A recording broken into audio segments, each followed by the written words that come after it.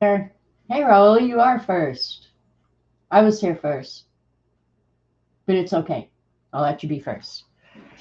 So this is just sitting here giving the camera something to look at. Oh, Dee Dee second. So yeah, just giving the camera something to look at while I yak your face off for a little while and we wait for people to come in. So if you're watching on YouTube, the recording, scrub forward until you see something start happening, and it will happen at some point. Hi, Terry Brett. Hi, Barbara. Barbara, you need to get that real life stuff out of the way so you can hang out with us at Dee Dee's. So, yeah, I'm going to put you guys to work today. Hi, Linda. Yeah, maybe a little bit. I like doing that. You got to earn your keep. Pay the rent around here. Hi, Leah, Missy, Sharon. We got peeps coming in. Was out in 1 minute watching the new Chucky trailers. Oh boy, is that something new coming out for Halloween or something? I'm not a huge Halloween scary, but I got out a journal that I hadn't worked in forever the other day. And I remember really liking this journal. I don't know why I haven't worked in it all. I haven't done watercolor for a while, for one thing. But look at what I found.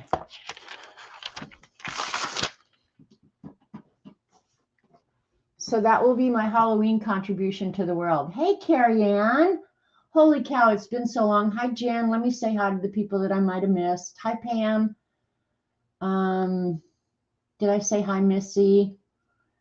Anyway, how's everything, Carrie Ann?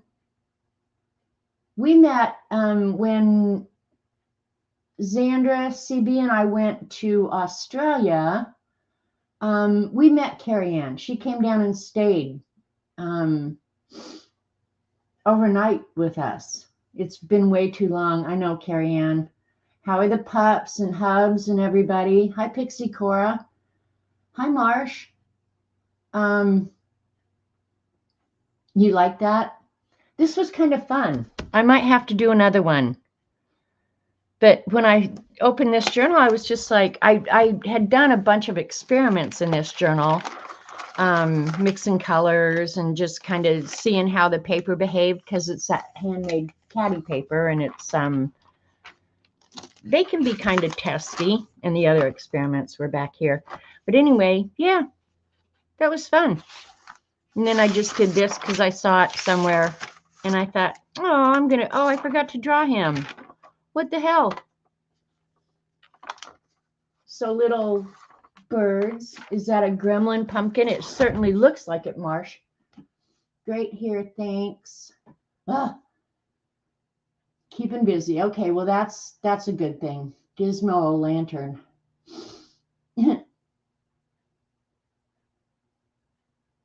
Oh, please, let's make one. They're cute. Okay, yeah, we can do one. I'll make myself a note that closer to Halloween, which is a month and a half away, and people are already decorating their houses.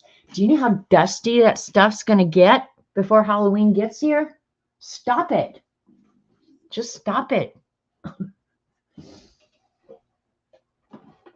I don't even decorate. I don't do anything for Halloween. I buy myself a bunch of candy. How about that? There's a ton of these out on the internet, people who have carved them. So it's not like finding resource material is really hard. The dust gremlins, right? There ought to be like a whole book about that, Dee Dee. Anyway, yeah, so actually I said I didn't do anything this weekend. I did do these little birds because I thought they were so cute. I saw somebody else do it, and I thought, oh, I want to remember that. So, yeah, look into your journals that you haven't used for a while. You'll be amazed what you'll find. So let me show you the stuff I've gotten. Hope I'm going to have to bring the camera back out because I'm going to show this first so I can put it somewhere safe and it doesn't get all trashed out. I received my Dee Dee calligraphy on the river paper, and Dee Dee, It's just so good. I love it. So the rest of you should be getting yours too. But Dee Dee, thank you. Your calligraphy is awesome as usual.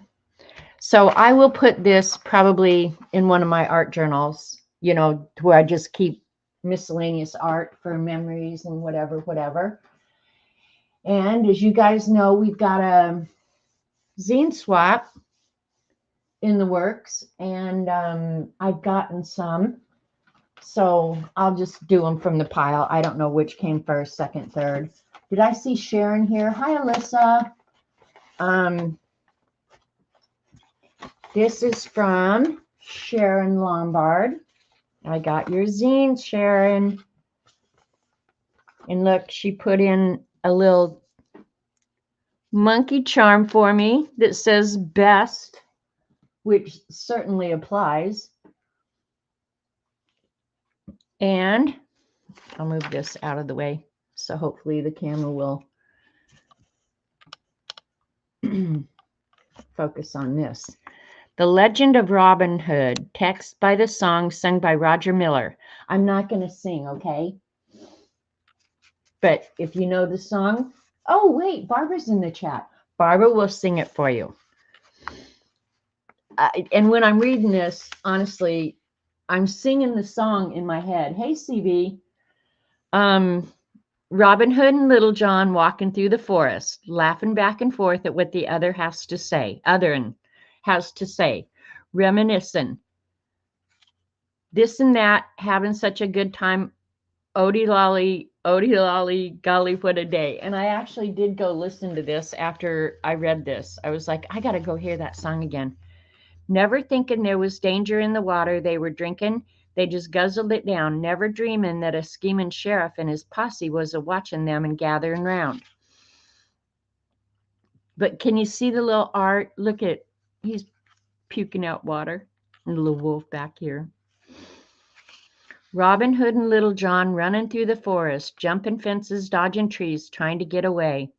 Contemplating nothing but escape and finally making it. Odie dolly, golly, what a day. I love this, Sharon. I love it. I love the artwork. And her prompts were cheetah, bunny, and legend. So you killed it, Sharon. The Robin Hood is a cheetah.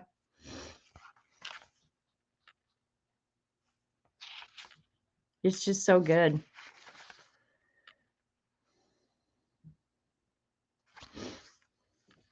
Thanks for playing, Sharon.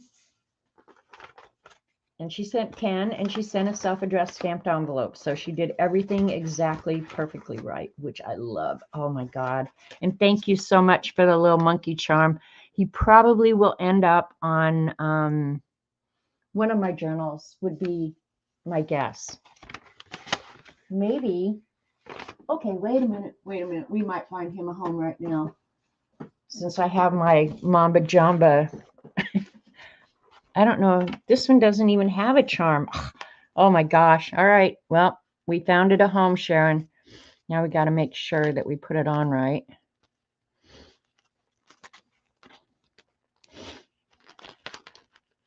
All right. It found its home. And this Traveler's book I use for everything. I just shove everything in there. There's an idea book. There's my calendar. There's everything in there. So thank you. Did I say hi, Pixie? Okay, next one up. Y'all have already seen this one. Oh, and I did the envelope already, Dee Dee. Is Dee Dee Willingham. And thank you for sending a few extras. I think that's going to make my life easier, and I appreciate it. Look at the walrus. Okay, now one thing Dee Dee did, and y'all don't have to, but I know why she did it. If you photocopy your zines at home on an 8.5 by 11 inch sheet or whatever, you won't get coverage edge to edge. And Dee Dee wanted coverage edge to edge. So she went and had it copied at, I think, Office Depot or one of those on 8.5 or 11 by 17, I think she said. And that way you can get coverage edge to edge. Sending extra. Yeah, it does, Marsh, and I'll explain why in a minute. Let's look at Dee Dee's walrus scene. Dee Dee's prompts were walrus, lime green, and musical instrument. So her background and everything is lime green, and you've got a walrus here that's getting a great idea about singing a song, because there was a whole song written for him. I am the walrus, and this is also based on a song. So think about that. Barbara, you should have done one because you have every song in your head. I am he, as you are he, as you are me. And these are words from this song. And we are all together. I am the Eggman. They are the Eggman. I am the walrus. Goo goo gajoob. And we all agreed that for our entire lives, we've been singing the wrong words. I thought it was cuckoo cachoo too, but it's goo goo gajoob. Sitting in an English garden waiting for the sun. If the sun don't come, you get a tan from standing in the English rain. I am the Eggman. They are the Eggman. I am the walrus. Goo goo gajoob. But her art is so cute. Look at the little violin. A walrus playing violin. Where else would you ever see that? Okay. And Marsh, to answer your question about why sending extras is helpful to me. When I go to do the swap, because we have a couple people that got multiple prompts, which that means everybody will get one of their prompts. If 40, right now, we're, I don't even have half of them, and we're like a week and a half out. So I've either got to start getting an abundance of mail or whatever. And I'll swap out what I can. But like for Dee Dee sending multiples for me, it makes sure, it just makes sure that everybody gets one from somebody else, and I don't have to put two in from the same creator. Does that make sense? That made absolutely no sense, did it? Okay, and Terry Brett is going to be thrilled to see that her second one arrived from the UK. So this is Terry Brett, and we're all familiar with Terry Brett's amazing prompts. Okay, these prompts were crab, toucan, and western. Tales from the Wild West. And she did collage on this one. She didn't draw the little man on the horse. She did the background, and that's kind of what we're going to try and do today. Well, a crab met a toucan in western U.S. and said, "You're not from these parts," would be my best guess. You think? Yeah, you can relax now. "Oh, no," said the toucan. "I'm from far, far away, but I've come for a visit, and I think I might stay." Well, there are better places than Arizona. So the crab and the toucan decided to roam in search of somewhere they both could call home. Nice poem. But see how she did the toucan and the crab? And that's what we're going to do today. So good job, Terry. Yeah, the deserts in the Southwest are not, they're not friendly places. If you've ever had to drive across Death Valley, yeah, they're not hospitable. Good job, Terry. So I'll try and make sure, because now I've got 20 from Terry. About half of the participants will get one of Terry Brett's. And again, about half the participants will get one from Dee Dee. So mathematically, it just works out so that I can kind of spread the love. And then this is from Carol McDonald, which we know her as TNT or Canadian Artisan. She's changed her name. And so this is from Canadian Artisan, Carol. She lives in Alberta, Canada. And she was very kind and sent me, hang on, a little note. Thank you for hosting. My printer gave me a hard time, so they're not totally folded perfect. None of them are. The stamps are for you. Thank you. And she sent me this awesomely cool load of rubber stamps. And it's like afternoon tea, but it's got happy birthday, congratulations. So you can make cards with it, wording, and they're all desserts and a bumblebee. So Carol, thank you. That was so generous and kind of you. And look at a little baby bumblebee. So yeah, little jar. I put the bumblebee in the jar. So that was very sweet of you, Carol. Thank you. I appreciate it. And Carol's prompts were, I got to put everything back like it was because I'm scared to death I'm going to get something screwed up. Okay. Carol's prompts were,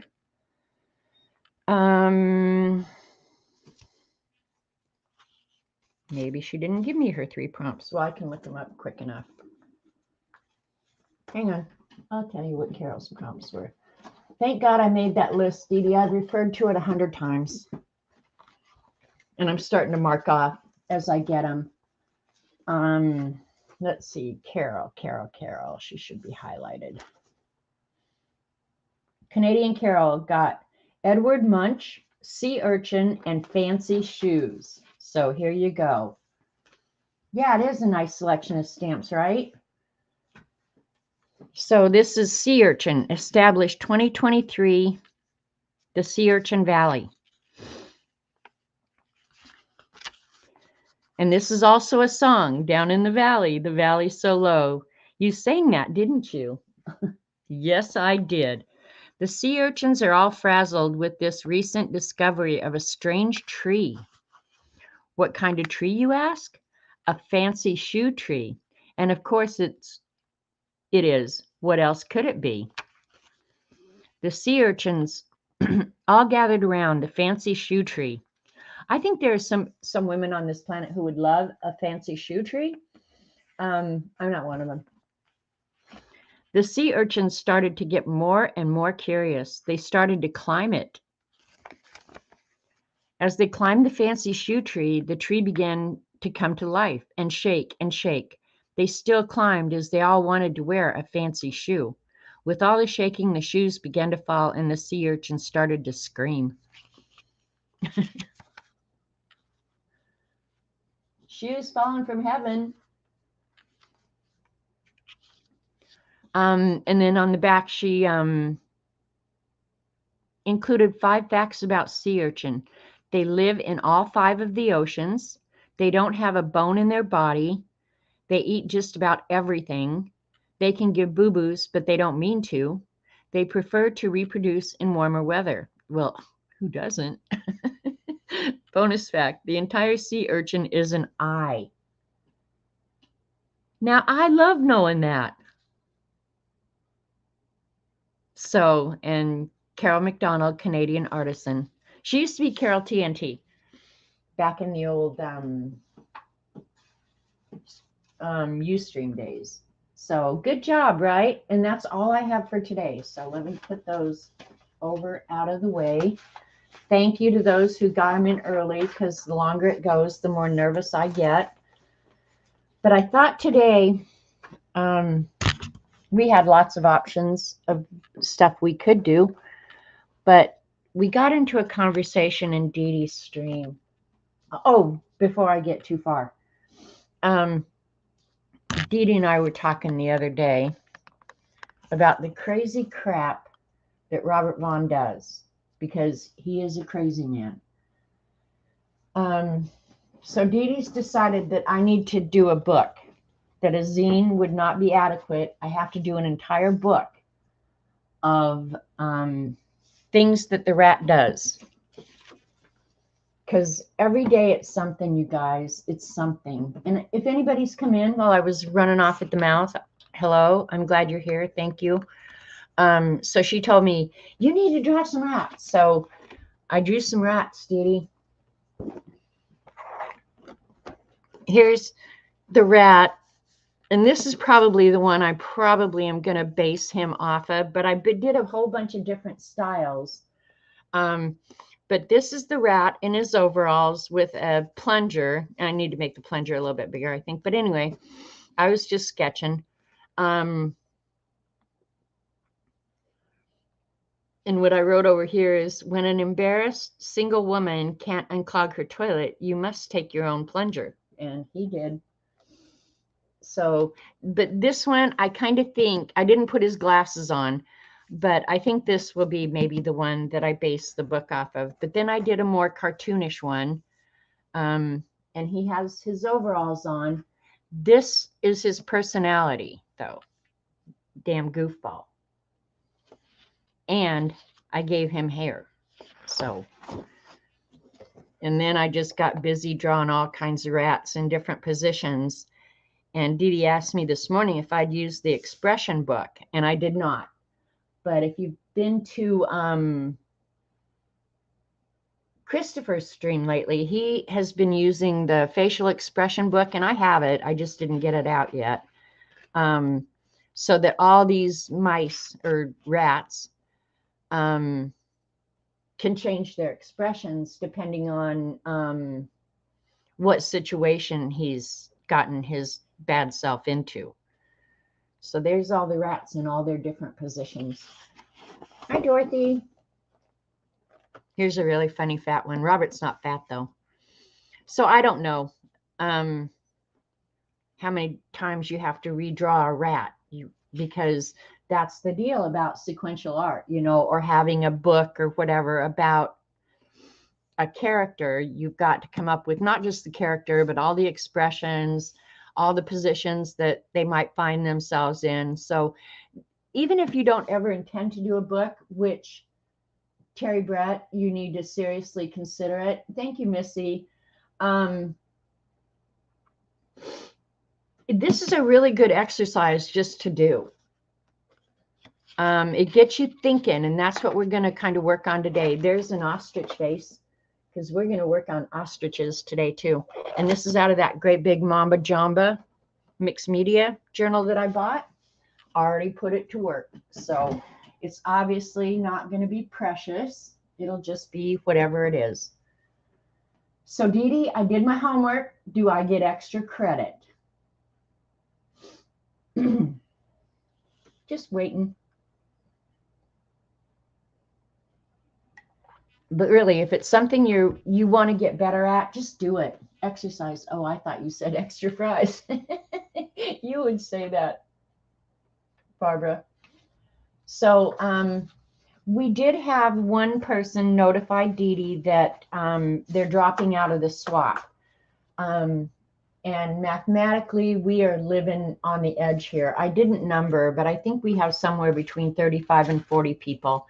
And I fully don't expect that I'm going to get that many. But yeah, when you have 40 from one person and you don't have that many people, that means there's leftovers of theirs. And that means some people are going to get multiples from that same individual. So I'm trying to work it out where I have a little bit of wiggle room, right? And so when this person dropped out, I decided I would possibly go ahead and do a second one, since I was a good student and got mine done. And the prompts that she had were ostrich, mushroom, and balloon. And I'm going to take a break here real quick and go answer my door. Hopefully it's not the police.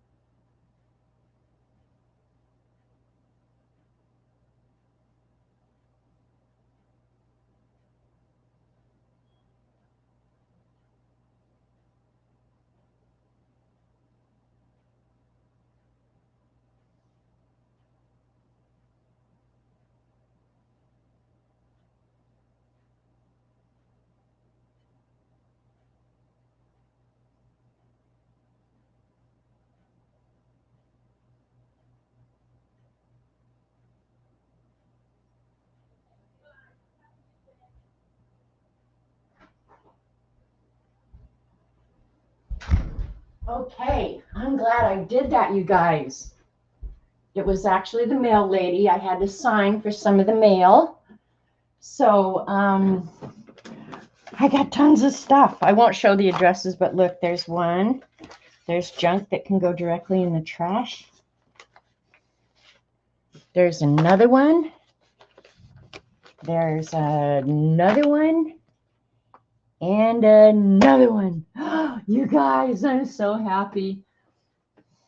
Our regular guy will be back next week.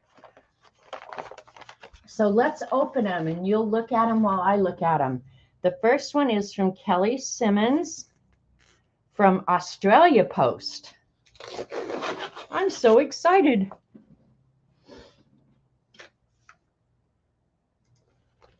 Oops, mouse on the floor. All right, there's a an addressed envelope. Now she put postage paid. I'm not sure that you can do that. Anyway, let's count. I always count them to make sure I get the 10, because that will really goof me up later too. And Kelly wrote, Yowie, known as Australia's Bigfoot, the Yowie is an ape-like creature from Aboriginal folklore said to inhabit the remote reaches of the outback. Oh, Dee Dee. Buddy, you'll like this. There's another Bigfoot legend out there. All right, let's count them real quick.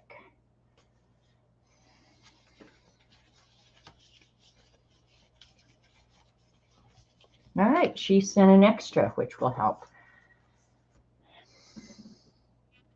The Humming and the Yowie. Oh, look at the colorful art.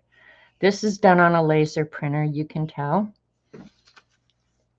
Hello, hello, hello. Roar.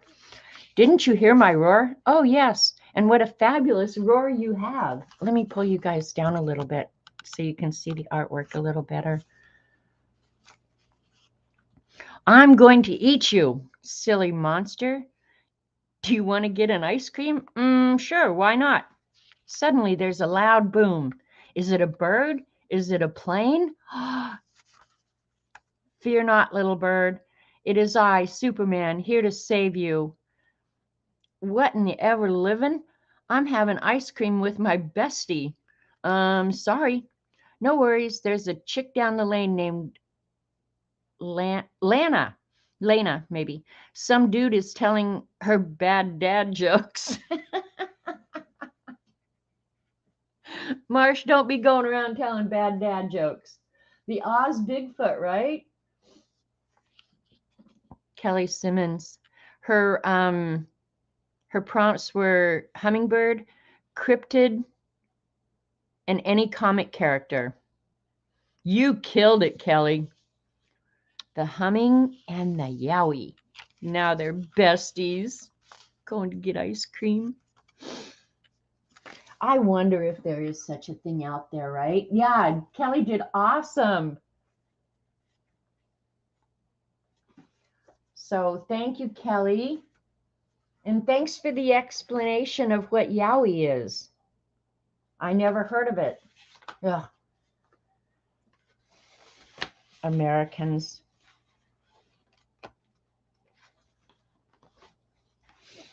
And I wonder about the Loch Ness Monster. And I'll have to write on these, so all right. Next up is from, this is Miriam from Israel, and she said she wasn't sure if she was going to be here today. So maybe she'll watch later. Aren't they fun, you guys? I'm really glad this came in time. Ripping the envelope. All right. Oh my gosh, whole package of stuff here.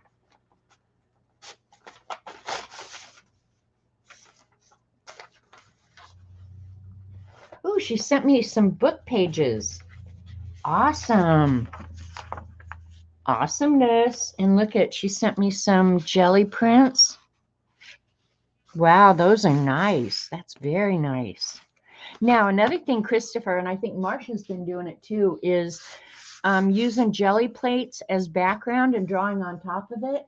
I've not ever done that, but I like the way they come out. So I don't know. I might have to choose to do that. Polka dots. There's no such thing as a bad polka dot. Oh, show Bill, yeah.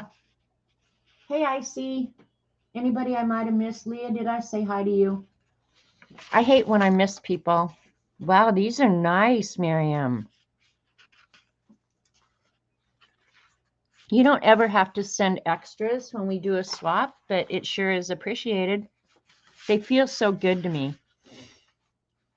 So I don't know. I may have to try that. Look at this one. It's glittery. Oh, speaking of glittery, Patty Tully Parrish streamed yesterday showing some Lizzie Linka watercolors. Oh, you guys, I want them so bad, but they're glittery and shimmery, and I'm not a glittery, shimmery girl. Yeah, she is an amazing jelly printer, obviously. These are really nice. But yeah, now I'm wanting those darn watercolors, and that the shimmery on this made me think of them. But Patty Tully Parrish's watercolors yesterday were so awesome, and it was fun to watch because they're granulating, and it's almost like putting alcohol in water or something. It just everything moves, and it's so cool. Nice, Miriam. And I'm assuming these were stencils, and then just a sheet of probably roll off would be my guess. It's pretty though, and it's shimmery. Can you see the shimmer?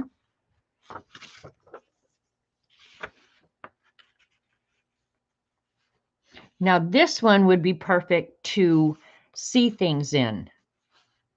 You know, like this down here looks like some creature climbing up this big mountain, and then the mountain has kind of a face on it. Does anybody else? There's a name for it. Get out the gold mica. Yeah, right. I do actually use that. So, and thanks for the book pages in Arabic. I love that. I love it. I love it. I love it. And then she used one of her jelly prints as a little card. Well done. Well done, you. Now, see, this is to me is dogs dancing. So let's read the note. Dear Janet, thank you for hosting the zine swap. Well, Dee Dee too.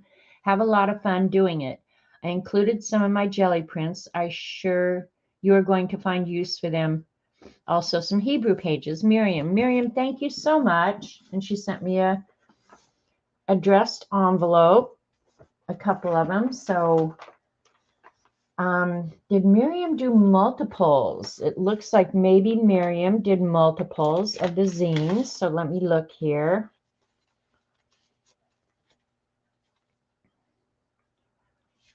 Let's see, 2, 4, 6, 8, 10. Good.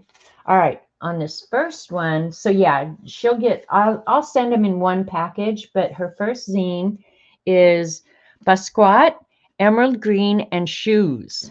Not fancy shoes, just regular shoes. Is it, oh, Happy Day. Hebrew, yes.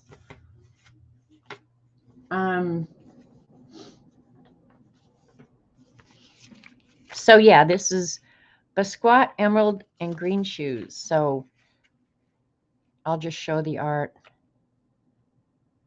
And Miriam has a YouTube channel.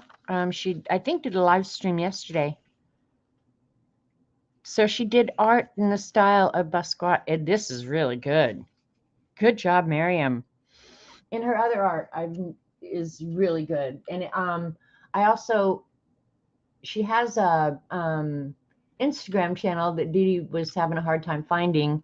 But her Instagram is really good too. Shoes, Emerald. See, the shoes count. She has emerald green pants on. Green shoes, emerald shoes. Good job, Miriam. The artwork is well done. Well done. I had to buy them. It was the only thing I could think all week. So she got herself the emerald green shoes. But the artwork in Basquiat's style is she totally nailed it. Like she kicked butt. Totally. This is so much fun to see you guys' art. I mean, it's one thing to see it on Instagram, and I guess it's just something else to hold it in your hands, you know? And then her second one, the prompts were, I'm just counting them real quick. All right. Kindness, Miro, and icon. After spending the afternoon drawing, Timmy went to bed. Look at that. When the house was quiet, she woke up. She went outside looking for someone like her until she saw the arrow. Look at her head turning. What? A stranger gives her a paper boat to go to Europe. In Paris, she received a bike, bread, and wine. Now, keep in mind that English is Miriam's second language. But who wouldn't want a bike, bread, and wine? Another kind person gave her a museum ticket and pointed her where to go. The Joan Miro Foundation. Look at the, that's so good. Once inside, she felt so happy. I found my family. Aw. Some of you lucky peeps are going to get these. She ended up with 2 artists, right? Right? But she killed it on both of them, so good on you. All right, hang on. Okay, that's upside down, that's why. So about half of you will end up getting something from Miriam, if you're lucky. And just so you guys know how I do it is I put out everybody's return envelope. And then I open, like I'll open the 2 that had or however many have multiple prompts, and I deal them out first because I know I have to spread them around. And then after that, I just do it by count, and I deal them out like you would a deck of cards. So whatever you get is luck of the draw because that's how it happens. Oh, I can't get all that back in the envelope. So, yeah, I'll put that one aside over here because I got to get it all back in there. Okay. Next one is from Bossy Butt Devin. And Devin, of course, has been so busy moving. I haven't seen her in a week. I haven't seen her post anything. Moving is a pain. So prayers up for Devin, having to go through all your stuff and find a new home for it and then being lost forever. Aw, Dee Dee, just wait till you see this. Hang on, I'm digging through all of her stuff. Let's see, she's got. Okay, and she did send an envelope, but she didn't have an address of where she was going to be living. So she has since sent me that. 2, 4, 6, 8, 10. Good job. 10 of them in here.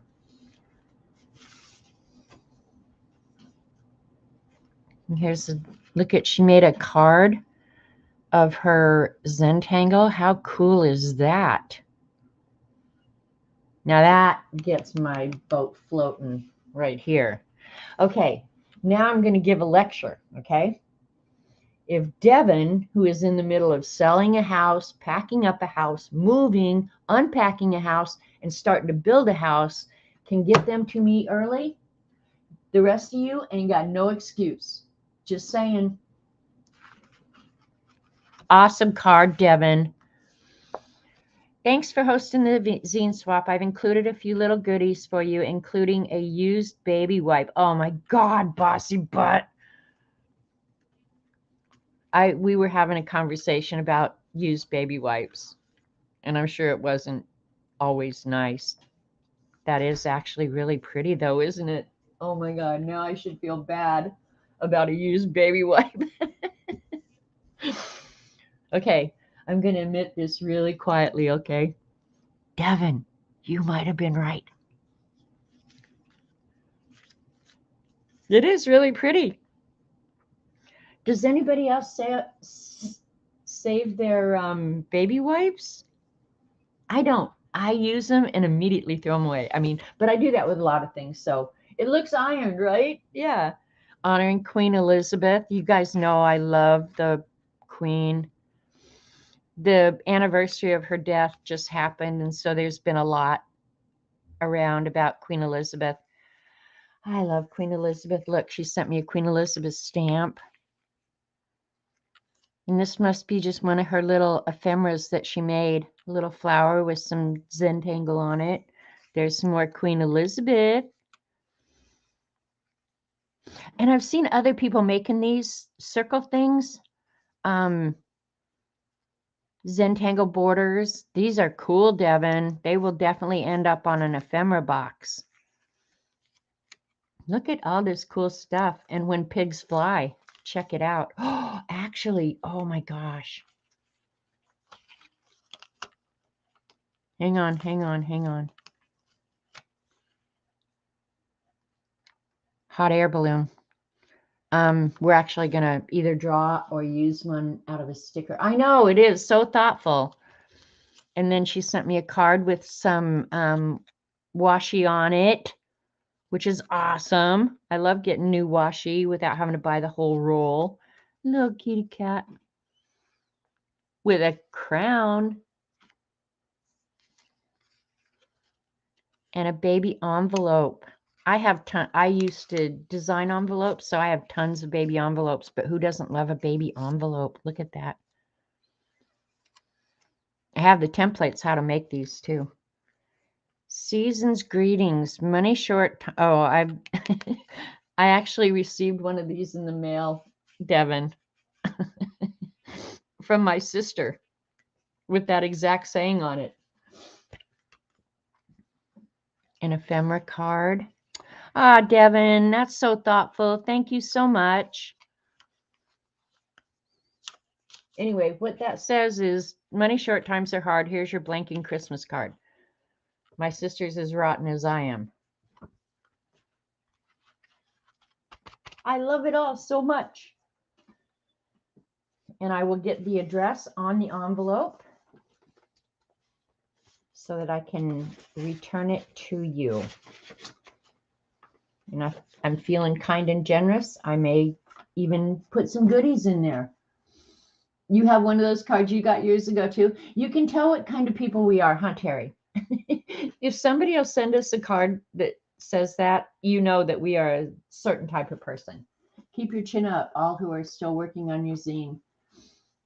Yeah, we're going to work on it today, Leah. So yeah, there's still time. You can get it done. So Devin's zine, her prompts were heart, bracelet, and window. Those are nice ones. You could do a ton with that. And keep in mind, she was in the middle of a move. Sweet Malibu Kitty Dreams. When I saw this, I thought, oh, Dee Dee's going to love this. Hey, Carol, I just showed your zines a minute ago. So good. Thank you. And thank you for the stamps. That was so generous and kind of you. So thank you so much. Janet, might you consider doing a live demo on how to make baby envelopes? Oh, I could do that. I could do that in a minute. Sweet Malibu Kitty Dreams has got her hearts on it. So she got the heart prompt. And what else? Bracelet and window. Oh my gosh, look at this. There's Malibu. Dee Dee, I will definitely make sure that you get one of these, even if I have to make an extra copy. Okay? Look at Malibu. And there's the hands. Clink, clack, ASMR. Blah, blah, blah. Hee hee. Don't email me. I love listening to my person's bracelets while she streams. Sometimes I fall asleep and dream that I'm an infamous cat burglar. Look at Malibu. And look, she even got her little dark hair on her head. Bob's Jewelers. My claws are as sharp as diamonds. Humming meme from Mission Impossible. I wish I knew it. I would. Barbara, could you sing that for us, please? Oh, it's almost in my head. Won't my person think I look so beautiful with my heart of the sea diamond bracelet collar? Look at Malibu is especially gorgeous right there. Yeah, the hands. That's too funny. But then I wake up. Malibu, get off my papers. The end. That's so cute, Devin. A prompt story for Zine Swap hosted by me, the true Miss Bossy, right? And Dee Dee Willingham, Malibu's slave. Oops, I mean person. Yolanda, also known as Devin Rex for art. Good job, Devin. That's awesome, Devin. An idiot is attempting to reach you on your cellular device. All right, hang on. An idiot Got a phone is call here. attempting to reach. What do you want?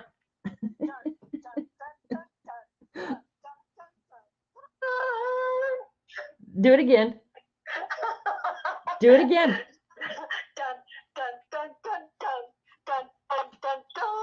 There you go. God, I can always count on you. I know that. Thank you. She hung up on me. For those of you who didn't know, that was Dee Dee giving us our sound effects over there. Not well done, Dee Dee. Well done. Okay, so that was it. Oh, no, there's one more. Oh, wait a minute. This is from Christy Rhodes. Christy Rhodes asked me this morning if I had gotten them. Mission Impossible. Dun, dun, dun, dun, dun. Thank you, Dee Dee. I'll be the rest of the day trying to get that out of my head. It was right on the tip of my tongue. Yeah, well done, right? Hi, Ann. All right, Christy Rhodes. So here we go. She sent a self-addressed stamped envelope. Well done. A little note in here. Miss Janet, I hope you find these zines okay. This is my first time trying to do these. I have a new printer and it didn't print exactly how I wanted them. They had a white border and cut off some of the print. You pick out the best one for yourself. I will try and do better next time. So very sorry. If you're swapping, if I may ask for one of yours, Miss Dee Dee and Miss Mary, please. So I may get a grand idea of how these are to be. Haha. Thanks again for all you do. Your friend in art, Christy Rhodes. Thank you, Christy. Okay, I explained how I do these.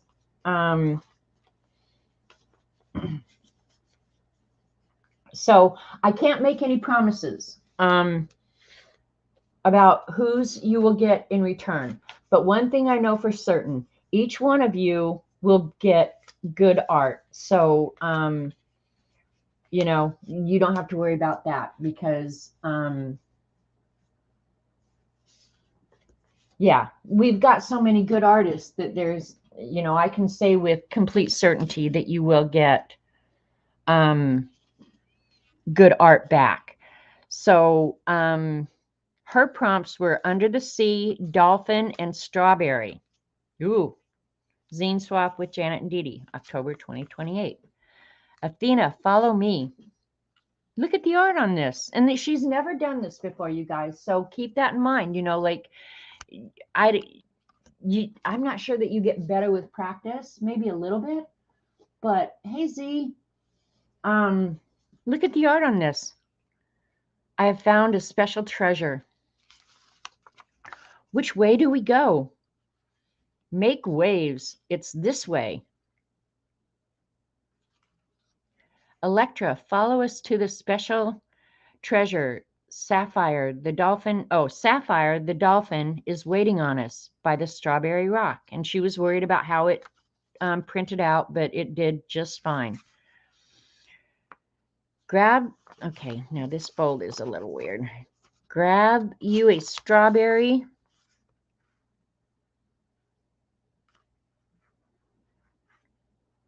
Ruby, a strawberry ruby. Sorry, that's my bad. The fairest in the sea. And there's this big old strawberry down there. And a whole box of treasure. And I'm not sure, you can tell she used multiple methods on this. She drew this, obviously, and it's well done. This is all drawn, but she probably used a sticker or something, make waves. And that might be a sticker. Who knows? You know, I mean, it's so well done. Look at the pattern in the dolphin. Well done, Christy, for a first time zine. Yeah, Z's going, a mermaid. Yeah, she did great. So don't be afraid to try. Don't even be afraid to try. And I'm going to do a real simple one today. So there's 4, 5, 6, 7, 8, 9. Okay, there's 10 in there with a self-addressed stamped envelope. And that's all we care about. Yeah, right? These are so fun. Okay, so to get back to where we were, I got a big old pile of stuff over here now. Somebody dropped out of the swap, and I, of course, have mine done. So I'm going to do a second one. And I'll show you. I did this on stream once before. Leave that out.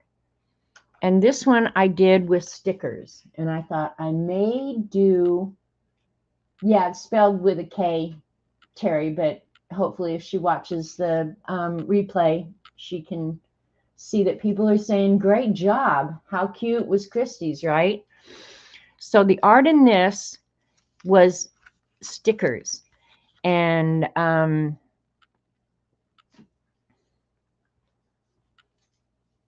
thinking about doing that same thing. Just using stickers. And this one, I don't remember what my prompts were on this. Oh, this wasn't. This was the Mother Goose zine swap. But I don't think I actually, maybe I did send these out. I don't know. Tour years have not arrived yet. But we've got another week or so. But in the end, if we need to, we can do what we discussed. So don't worry about that. And this one was Before the Wall. Takes place in 1797. At long last, Lolita Longlegs has laid an unusual egg that she named Humpty Dumpty, which translates to a fat brown person. It is up for debate if Humpty is a person. We will watch for developments closely. One day, while he was out for a walk, he met up with the Mushroom Man. After accepting, and I'm reading this so that you guys can see the irony when I tell you what my new prompts are. One day, while he was out for a walk, he met up with a Mushroom Man. After accepting a sample of his shrooms, Humpty's epic adventure began. In short order, he was running around exclaiming about the vibrancy of his surroundings. He couldn't wait for more. Everything in Humpty's life seemed so fantastical and unreal, sometimes frightening, but always interesting. The book lady told the craziest tales of cows that jumped over the moon, a king with fiddlers, Jack and Jill. Were they children or crows? Will we ever know? A woman who lived in a shoe? She beat her children? A wee kid named Willie running around in his PJs? Humpty was ready for one more adventure, so down the lane he traveled. He never expected what happened next. Out of the sky came a flying monkey with butterfly wings who scooped him up and flew him high up in the air. Looking down, he could see a little boy and girl tumbling down a hill, spilling their pail of water. He saw pigs, one at the market, one at home, one eating roast beef in front of his neighbor, and one screaming as he ran towards his home, almost running into a pretty little girl who had dropped her curds and whey when a spider sat down beside her. Soon enough, the monkey landed on a brick wall and told him to get off. Okay, now these are all stickers, you guys. I didn't draw any of this. Sitting there trying to figure out how to get down, he called to a kingsman for help. An investigation is underway. Did Humpty fall or was he pushed? But what's really funny about this is when I decided, excuse me, I might do a second zine, and I looked up the prompts that I was going to have to use. The prompts were ostrich, mushroom, and balloons. And believe it or not, I don't know if that's an ostrich, but it certainly qualifies in my book. I would turn it into one. Mushrooms. The only thing missing is a balloon.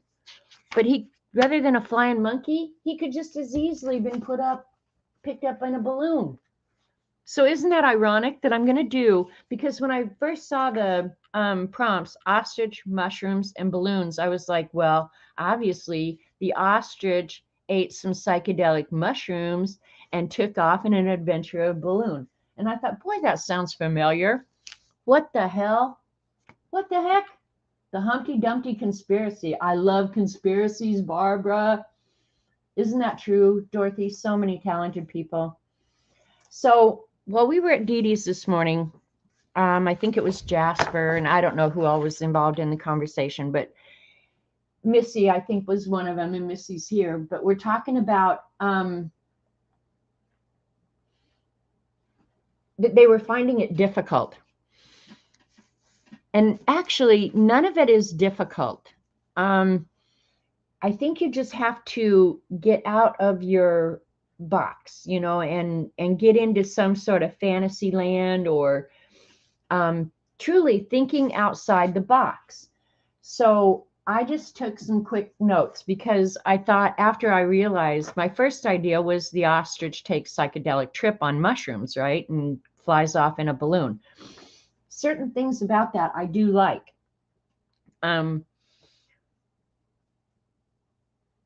But anyway, then I just sat here and thought, okay, what are some other ideas I could come up with? And y'all are going to be thinking about this. So think about, if your prompts were ostrich, mushrooms, and balloons, what would be your idea to proceed? One of mine was using a different bird, not an ostrich, but just any bird. And the whole premise of the zine is that this other kind of bird, his wildest dream is to be an ostrich. So he envisions himself as an ostrich. And so the zine could be about this different bird finding out things about an ostrich. What do they eat? Do they eat mushrooms?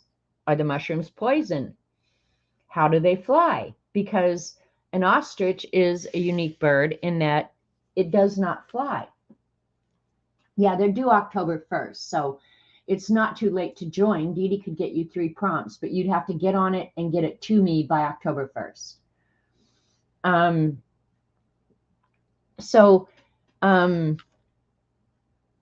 That would be another idea you could use.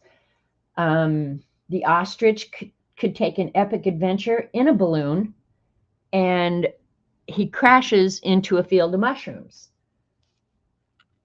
And then you could almost make up anything at that point. What would you do if you fell out of a balloon, or your balloon popped and you ended up in a field of mushrooms? Would you start eating them? Would you have psychedelic dreams? Would you get sick? Would you meet up with the mushroom caretakers? Because I'm sure there's people who are there taking care of the mushrooms. So the whole story is only limited, and I'm waiting to see it. I saw Raul put in one. It's really only limited by your own imagination, to be honest. Let me see. Is that straight? The camera's really badly crooked. Sorry, dudes. Another idea I had was you could do that the ostrich, whether it's for his birthday or whatever, receives a balloon shaped like a mushroom, and all the other birds and animals show envy. And then in that one, you could build in a moral of the story, how envy will eat you up, so it's all what you want to do. Here's another one, a mushroom pondering his surroundings. because I did that one kind of with the pumpkin in Peru, watching the pond and all that. But if a mushroom is sitting in his fungus-induced state, he could be sitting there wondering what that goofy looking bird is. How did that balloon get up in the sky? Because think of a mushroom's life. I mean, they're just stuck to the ground and they're fungus and somebody's going to pick them to eat them. So you literally could be doing anything. You could have a balloon flying over the landscape, and what his thoughts were as he was looking down, seeing these enormous ostrich birds or ostrich eggs and mushrooms. And so I just quickly did some quick drawings. This is the ostriches in a balloon, but a hot air balloon. And so then I went out and just looked up, and this is something I would recommend to everybody. How much do I really know about ostriches other than they're flightless birds and they're big and they run fast? So I went and looked. They are flightless. They're the heaviest. They have the largest egg of any land animal. They can run up to 70 kilometers per hour, but I think the average is more like 43. Their place of origin is Africa, but they used to be all over Europe into China. They're 6 foot 9 inches tall to 9 foot 2 inches tall. Their hide is made into leather, and they have 3 stomachs. Did you guys know that? You could do nothing but a story about the 3 stomachs. You think Jasper was worried that well, they don't have to be funny. They can just be whatever you want. I could do a whole book just on those facts about an ostrich. Throw a balloon in, boom, you're done. And a mushroom is neither a plant nor an animal. I didn't know that. I just would have said they were a plant, but they're actually a fungus. I didn't know they were a fungus, but I would have thought of it as a plant, much like yeast, mildews, rusts, and they're used for both medicinal and nutrition. And believe it or not, mushrooms are more closely related to humans than plants because of the way they absorb their nutrients and stuff like that. They run faster than cheetahs, right? Yeah. And the largest living organism on the planet, mind you, is a single honey mushroom in one of the national forests in Oregon. It's 3.5 miles wide, and they think it's about 2,400 years old or older. Now, who would have thought about that as a mushroom? Largest living organism on the planet. And so, yeah, I was just thinking up ideas. Mushrooms are the fruit. Oh, and the part you see and the part we eat and use, that is the fruit of the fungus that actually is living underground. So when you come here, I teach you valuable stuff. You can make art with the eggs. Yeah, you can make, I've seen beautiful ostrich eggs. I don't know if they use emu eggs too. Hi, K-Berg. We're talking about zines. Yeah, it's all underground. And it's just the plants, the mushrooms on top are just like the flowers, much like an apple would be to a tree. To the apple tree, it's just the fruit. So there you go. So I'm going to go back and read what ideas you guys came up with. Breathes the helium from the balloon and gets a career as oh my God, see, Tori, look at that. The ostrich breathes the helium from a balloon and gets a career as a Michael Jackson impersonator. That's so perfect. See? Okay, and Pam did get 3 prompts. Let's see, I'll write it down. I think I have missed 1 or 2. Pam, you can email me, and I'll put my email in chat. Let me just write down real quick what Pam's were. Made by Pam. Beaver. Griffin. And Native American. Ooh, good prompts.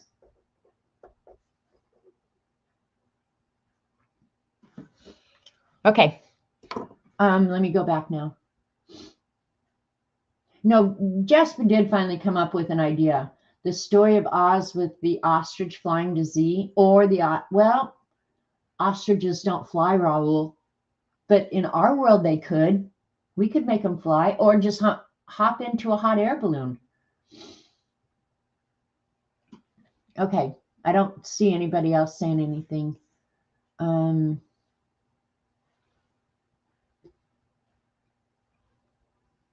All right, I think I'm caught up on, you know what you're doing, you just need to do it. Get on it, K-Berg. You never knew any of that, Linda? Well, stick with me. I love looking up, and that's why Scavenger Hunt always has random useless facts. I have books and books of random useless facts because you just learn stuff that you never would have thought of, right? So which way do we want to go with our zine? And I pulled out, since I was thinking about using stickers again, and I'm not sure exactly, but I have an ostrich that would be about the right size, so we can use that ostrich. I have so many bookmarks in these sticker books, and I never use any of them. Look at this one, looking at you straight on. I love that. I couldn't use his whole body because just size alone, but look at that. We have an awesome ostrich. Oh, you have my address? Okay, Pam. Awesome. But that is a perfect ostrich. So those are our choices for birds. But then I got thinking too, why couldn't I turn this guy, who is awesome looking, into an ostrich? Is that whale puke? What am I reading? And then in this one, oh, and this has reminded me too. Time out. We're going to go to a different subject here for a minute. I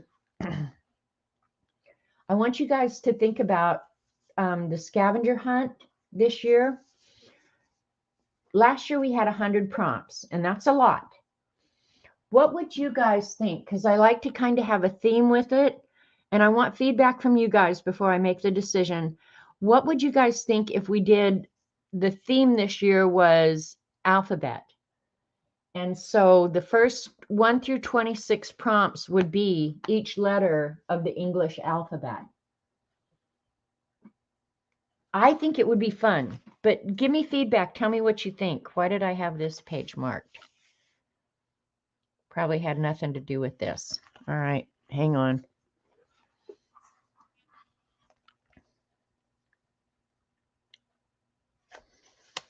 Oh, the mushrooms. I thought that was really a cool mushroom. If we could incorporate it. I'll pull you guys down so you can see. It's really, the artwork is really fine. But I thought that would be, okay, Terry Brett's saying, love that idea. Missy's saying that would be awesome. Okay, alphabet would be fun. Okay, woohoo! I think we're on to something now. And if you have these sticker books, oh my God, is there like a wealth of fodder in here? I wish pickle had been my prompt. But if you get all whacked out on mushrooms, you might see a pickle like that. Your ostrich could have a Mission Impossible assignment. See, that's just it, Linda. Exactly. Okay, Barbara's saying supercalifragilistic idea.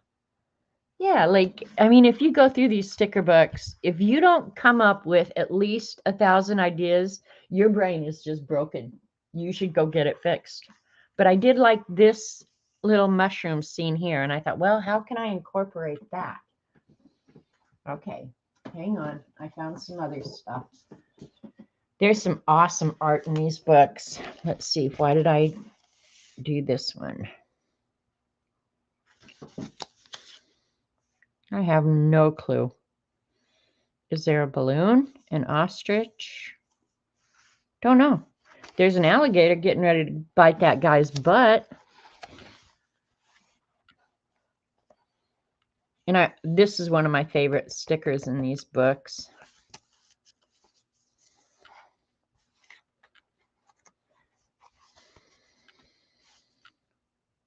I must have had this marked for something else. Oh, that was mushroom. Oh, and hot air balloon. So that's why I had this one marked. Oh, and then I actually, this one is too big, but I wouldn't mind redrawing it for this. Jasper, we were just talking about you. We're talking about zines and getting ideas and how to, here's another hot air balloon. That one would be more the size for a zine. Look at how much stuff I have marked in these books. Okay. And this was when I was still thinking that I could turn that into an ostrich, whether it's an ostrich or not. But this could be the bird dreaming about being an ostrich. And I showed a bunch of zines today, Jasper. So, yeah, if you want to see what's already been submitted and see what you might be getting in the mail. And this one, oh, this one, I'm not sure that I actually marked anything in this book, because this book, it's the botanist sticker book. There's so many pages of mushrooms that if I want to do a mushroom, this book is just full of them. So, but I just didn't mark any of them. So, emu are subspecies. Look at Raul is teaching me stuff I didn't know. Or I could draw Robert's emu. So, yeah, but this book I just got out because if I wanted a different kind of mushroom, I'll pull you guys back out since I'm flipping the book and then try and keep you somewhat straight. But I'm sure that's why I left this out, because there are mushrooms. So, okay, you guys like the alphabet idea. I'm psyched about that. So you could use stickers, you can draw, anything your little heart can imagine. Well, I said there's a bunch of mushrooms. Maybe I'm a big fat liar and I should have put this book away. I could have sworn there were mushrooms in here, even though they're not a plant. Okay, there's some mushrooms. I'm not on drugs. And see, I can use any, look at this mushroom. Now that one would definitely be a psychedelic mushroom if we go with that idea. There's another mushroom. That is a crazy mushroom. I don't know how to figure out what mushrooms. There's a very cool mushroom. I don't know which mushrooms are edible and which ones aren't. If they don't come in wrapped in plastic from the grocery store, I ain't eating them. How about that? My mom was good about collecting mushrooms, but I didn't learn nothing from her. Well, I did learn some stuff.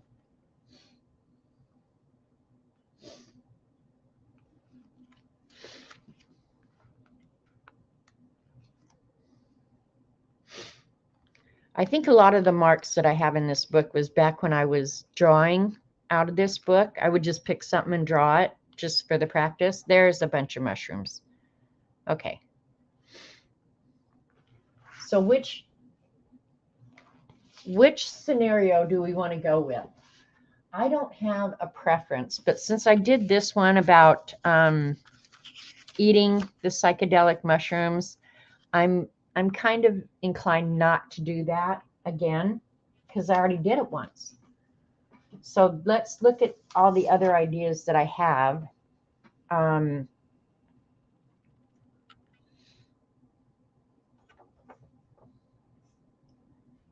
If I do the ostrich getting in a balloon shaped like a mushroom, I would have to draw that. Oh, did Miriam come in? Miriam, I showed your zines. They came today. I had to sign for them. So what do you guys think?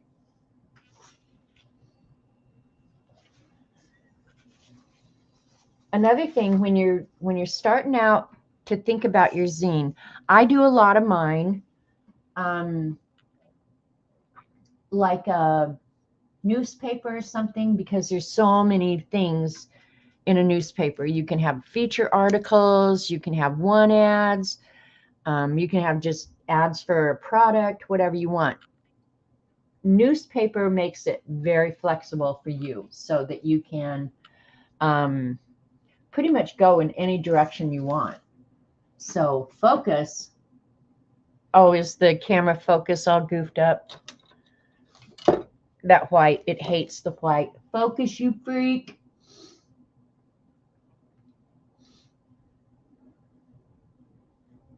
Yeah, anybody who came in late missed them. So I don't know. Do we want to draw a ostrich? Do we want to use this sticker? What do you want to do? Yeah, yeah.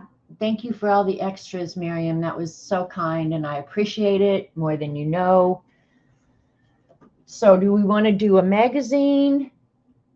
Do we want to do just a story, much like this one, where I just make up a story and do the verbiage? Use stickers so I have time to finish. Okay. I already folded a zine so that we have something to work with.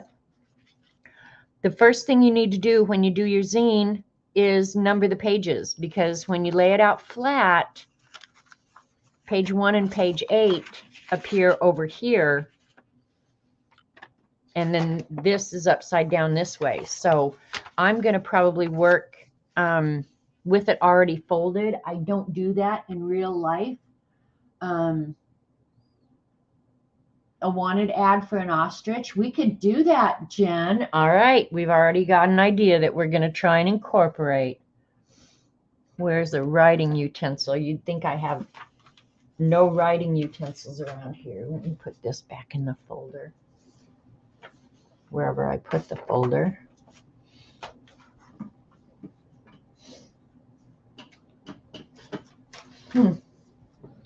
How can one person lose something so quickly?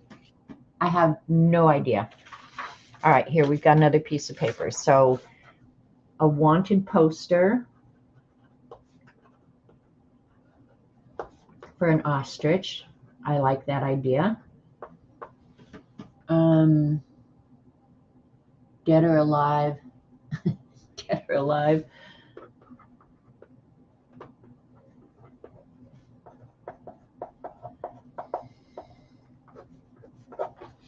But if we did say a newspaper, let's just say that. Combining your 3 prompts is going to be really simple, because every page can be different. Stole a hot air balloon.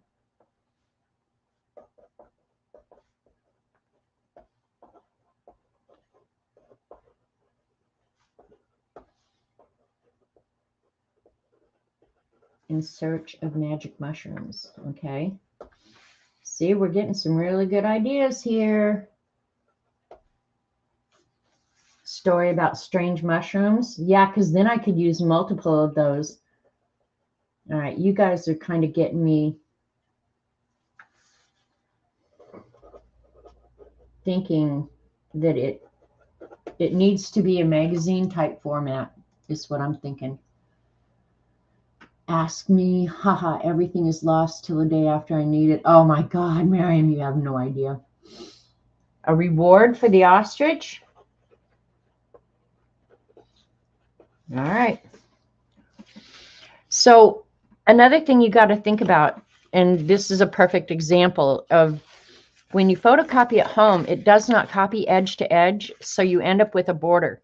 So that's typically why I go with something with a border, where this one I didn't, and you end up with the white edges. That doesn't necessarily bother me, but when I do the newspapers, I usually try and start out with some sort of border, so that when it's copied, it doesn't look goofy as hell. And you need probably about, I would leave 1/4 of an inch all the way around.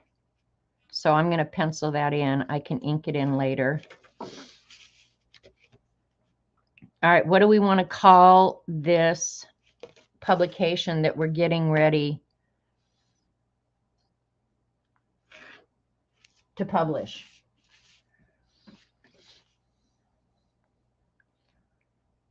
And you'll see exactly how I go about this.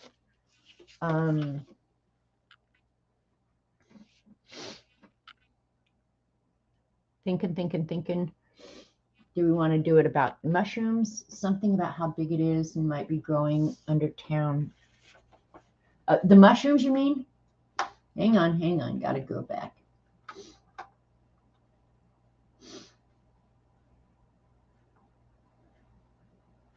Raoul, back before you became one of us Fibs, one of the people Robert works for had an emu.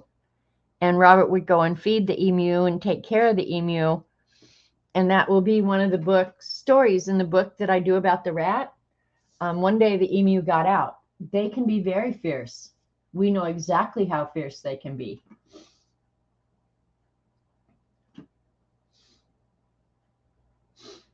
I'm reading you guys' chat. The father watches over the eggs and the mother wanders around for a new male. Don't say that out loud, Raoul. Most women will want to become ostriches. Who would want to do that? Female emu are not faithful. Damn them. Okay. Ostrich news announcement. I came in late. You're pitching right in here, K-Bird. Raoul, did one cheat on you? What do we want to call this? Like before the wall became really easy. I don't even know how I dreamed that up. But let's just lay out some pages here. We want a title. I think we're going to do a mushroom on page 1. Maybe we'll do giant mushroom discovered.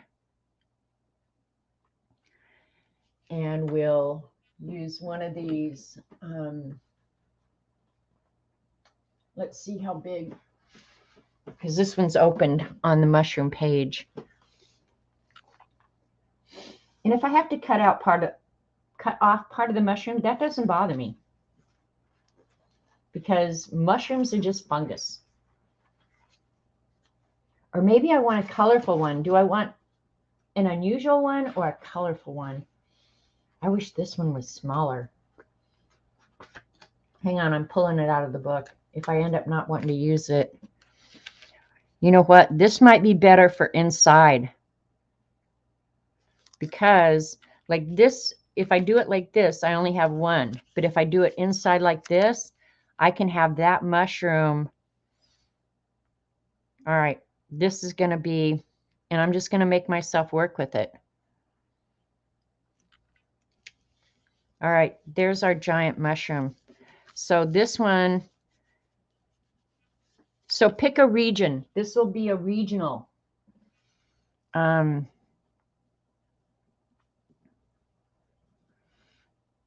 Giant mushroom discovered.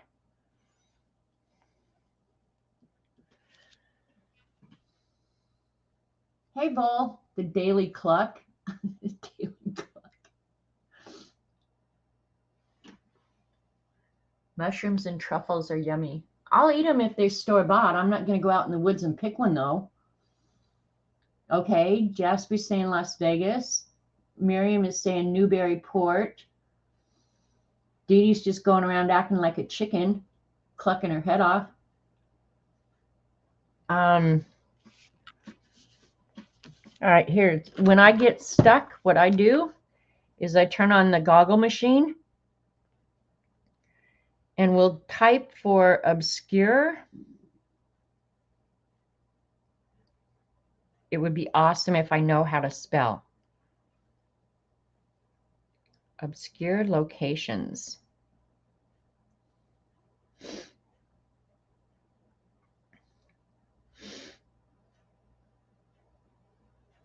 Thorswell, Oregon. Pamukkale, Turkey. Let's do, I like Pamukkale. I don't even know if I'm pronouncing that right. 20 seriously weird places around the world. Hello, we are learning a lot today. The Mustang Ranch. All right, let's look here.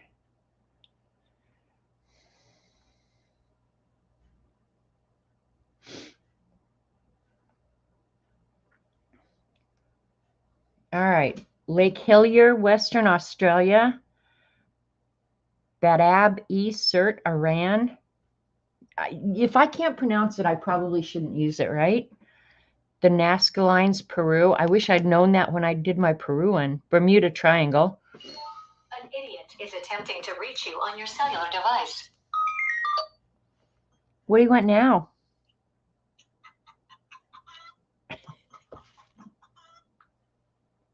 Do it again.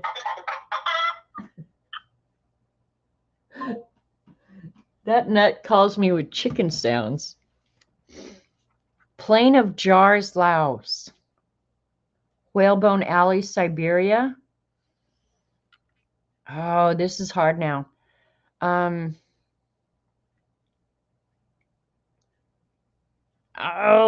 what are you guys thinking? All right, we're going to use the one that Miriam just put in chat. This is going to be, nope, I'm using the one that Kiryat Yam, Israel. K-I-R.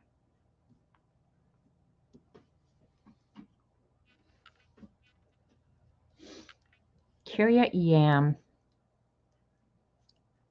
God, now I have to learn about Israel too. And all my zines, whether I put it on there or not, I probably should put a date on there, but I always put them as priceless because I can't charge for them. All right, so that's where this is happening. In Israel. We can have more mushrooms too, keep in mind. So now I can't fold this, so I'm going to have to lay it out flat. Okay, so that's going to be a double page spread about a giant mushroom discovered. Potentially is the people who discovered it hallucinations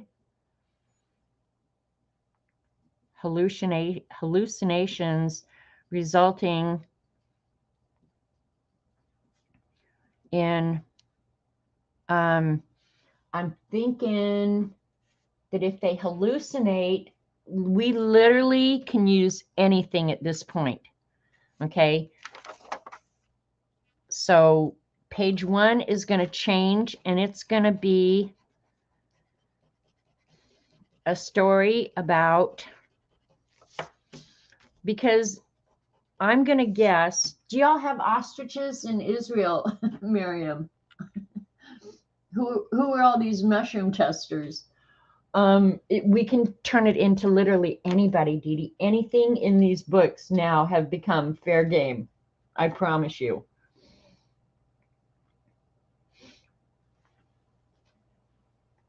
I'm going to guess that there are ostriches. So where is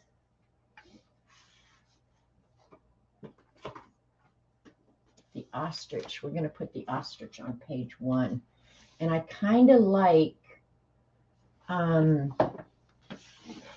I just found the folder that I lost. I really like this one, but I can only use part of him. So do I want to use that, or do I want to use this?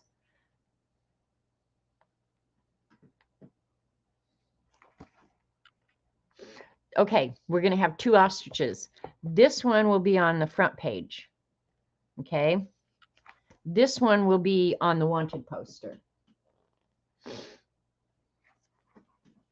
And the wanted poster may be the back page. So this one, I think is going to be a good enough size. And then I'm going to be out of ostriches in my sticker book. Dee Dee, page 38. Can you cut yours out and send them to me? Or maybe do I want to use just part of that one? Because his face is so cute. Okay, we're going to use the bigger one and just not use his whole body. Because they're too big for full body. We'll just use the portion that we want. Okay, so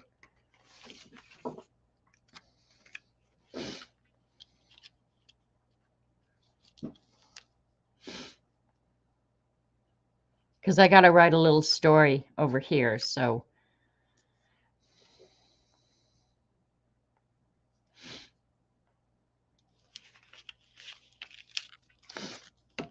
all right, we're going to cut his butt right out.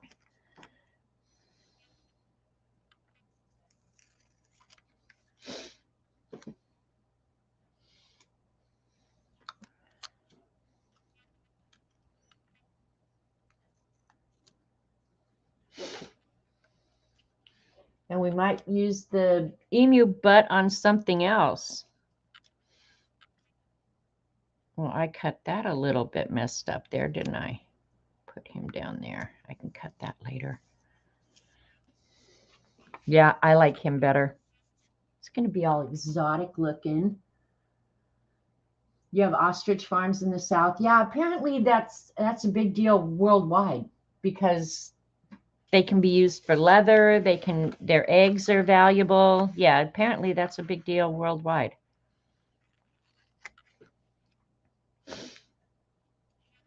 I learned more than I wanted to about ostriches, I can tell you that. The emu that we had here on the island was black. And I wish I could find the picture of him.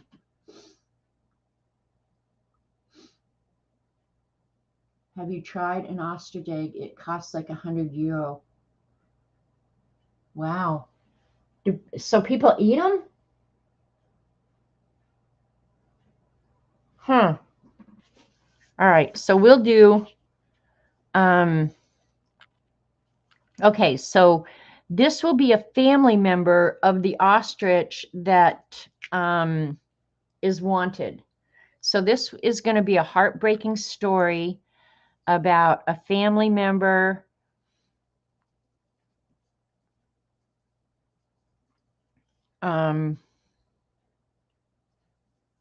mourns over whatever relative.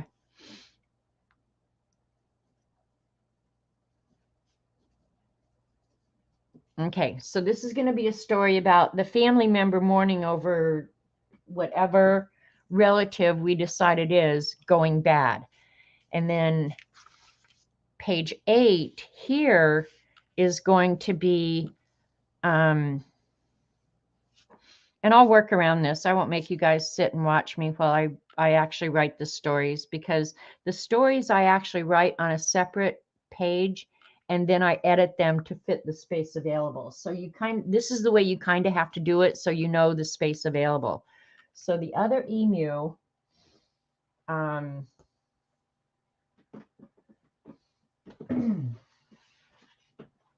with the where he's looking at us straight on. Now I could draw this, or we can use the picture of the emu. I kind of like him looking straight on like this, because don't wanted posters always have you looking straight on, can't smile. And we'll use as much of him as we possibly can. Now I'm sad that I have no more ostriches left. So the back of this newspaper, I've got to leave enough space. So this will be wanted.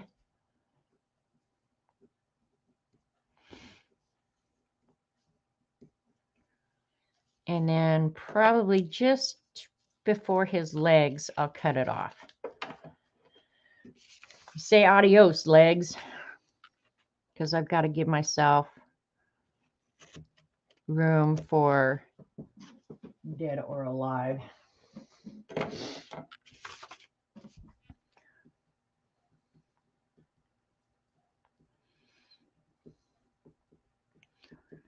And the fun thing about this is now, we can make up names for the ostriches. We can make up careers, kind of like the Monster Journal where I made up names and careers.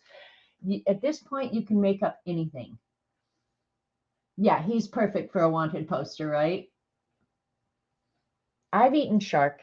I've eaten a lot of stuff. There used to be a restaurant in, on the edge of Denver. Was it called The Ranch? Anyway, you could go there and they would have crazy things on the menu. Shark, kangaroo, and of course quail and pheasant and other stuff. I'm not sure I want to eat a iguana though. Ugh. It probably tastes like dirty seawater or something. Okay, now the one thing we have to get in here that we haven't figured out yet, we could do an ad right here for, since we have discovered this giant mushroom now in Kiryat Yam, Israel, we could actually do an ad for... An idiot is attempting to reach you on your cellular device. Oh my God. An idiot is attempting to... Hey, what's up? Hello? Hey, Dee Dee, did you butt dial me? Oh, sorry, Jen, it was a butt call. Okay, thanks. It was fun talking. Let's do it. Yeah, let's do it again soon, okay? Okay, bye. Okay, so this could be an ad for hot air balloon rides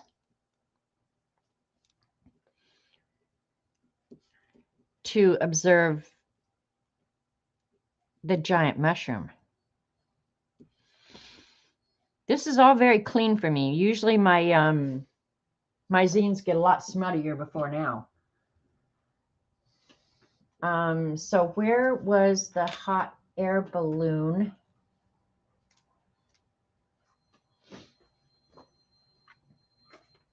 I don't remember which book it was in, so I'm going to have to flip back here. All right, we're done with the emus, I think. But we can use, oh, I wanted to use this one too.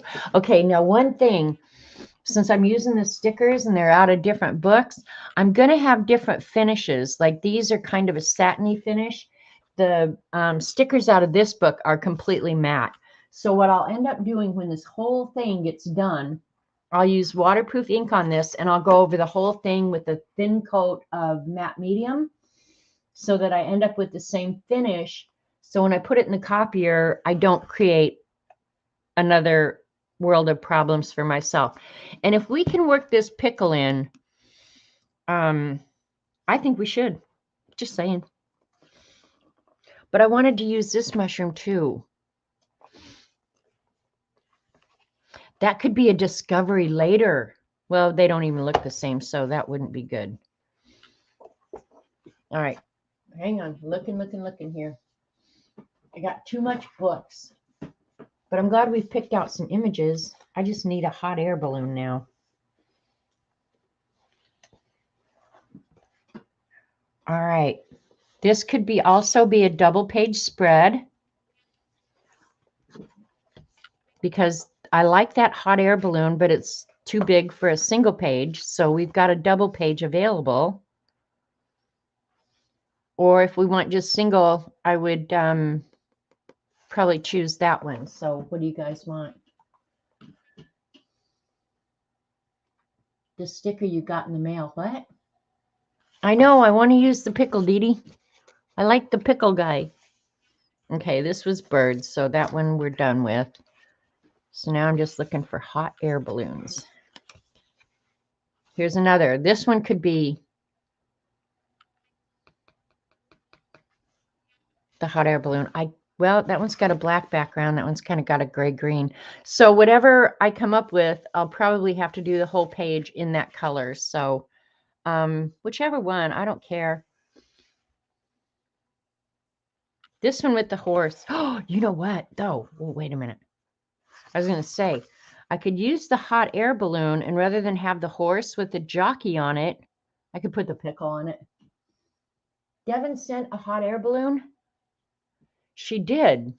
She did. Let's see where Devin's little thing is. I think this is Devin's. Let's see how big Devin's is. I don't remember the size.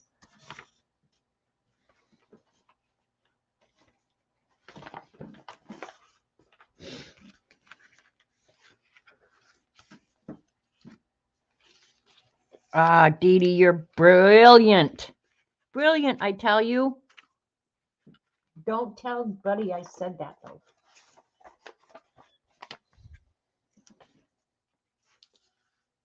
That one would require a double page spread, but I don't mind doing the double page spread thing. Oh, and look at the guy who's driving it. That's the one we're doing. All right, let's get out our little scissors here. Got a white background, so I won't have to mess. Well, yeah, I'm going to cut it down closer, I think.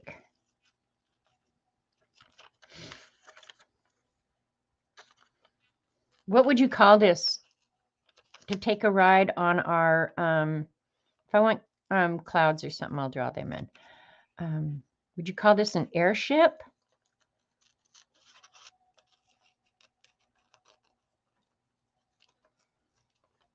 Good idea, Dee Dee.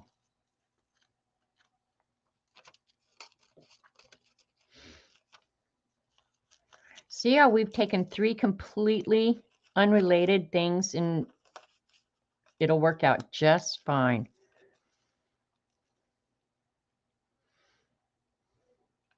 I'm going to leave that cloud in there, though. Okay.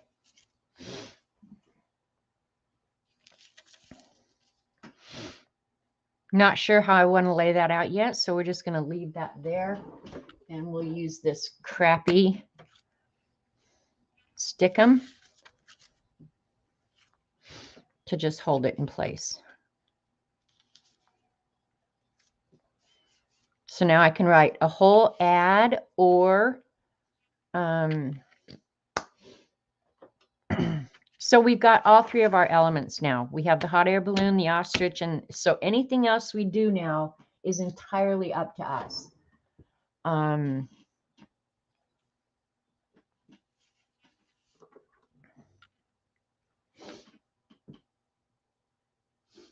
As if we don't already know she's brilliant. Do not encourage her, Miriam. Zeppelin kind of airship. Yeah, yeah. Do you want me to call it a Zeppelin? To me, it's a hot air balloon, and it's going to qualify. I'm just going to call it hot air balloon. To observe the giant mushrooms. We can add more art, or we don't have to. Okay. Page 7 is going to be an article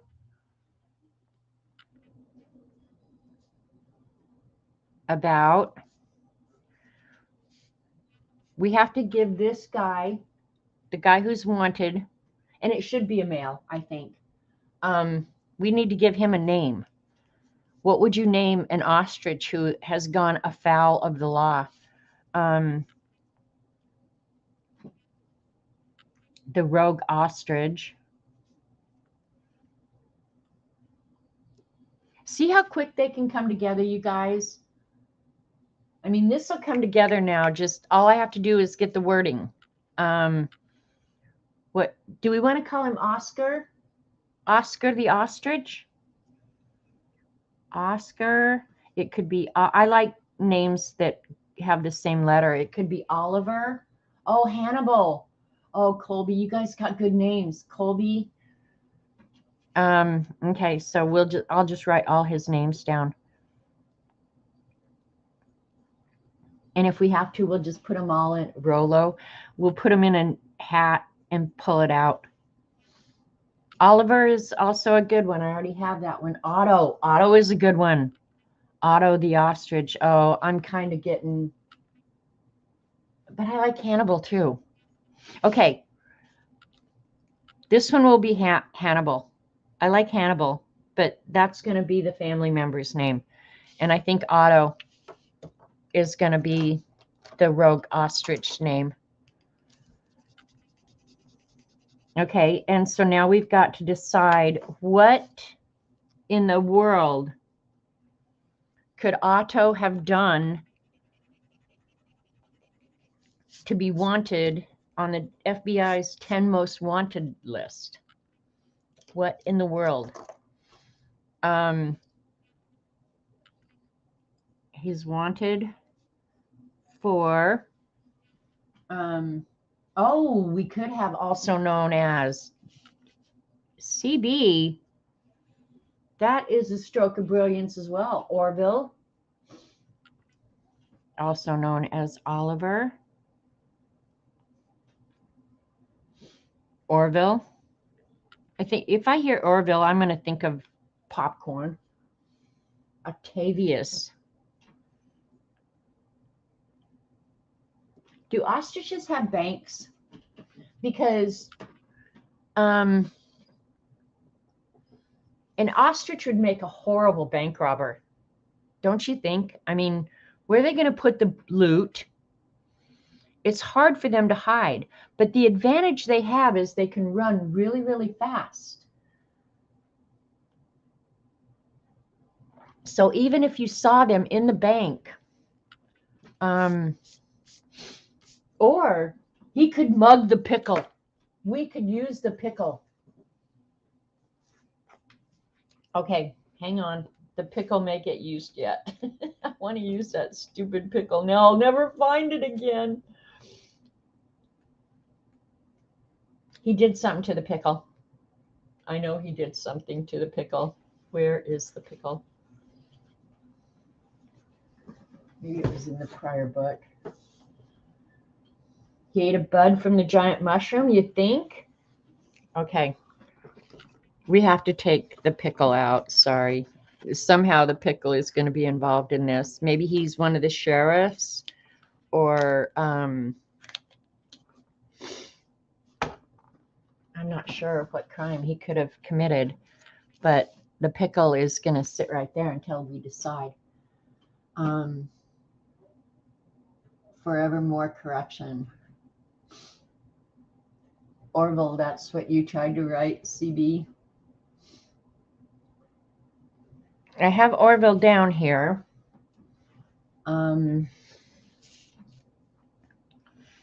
Ollie could also be part of Oliver. He ate the rare protected mushroom. Okay, we've got two people saying the same thing in a crowded. Well, Raoul, if I wanted some common sense here, I wouldn't be here. Okay, it has to be something to do with the giant mushroom. I kind of agree. That when he attempted to stick his head in the sand, how we word that, wanted for, I'm going to put eating or disrupting, and I'll decide later.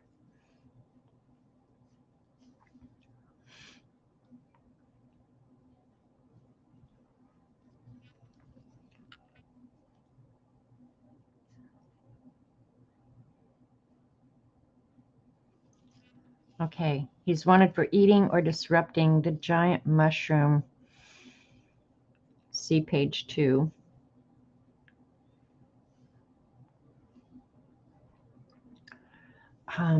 Now we have to say, and replace the mushroom he ate with a pickle. We're going to get the pickle in there.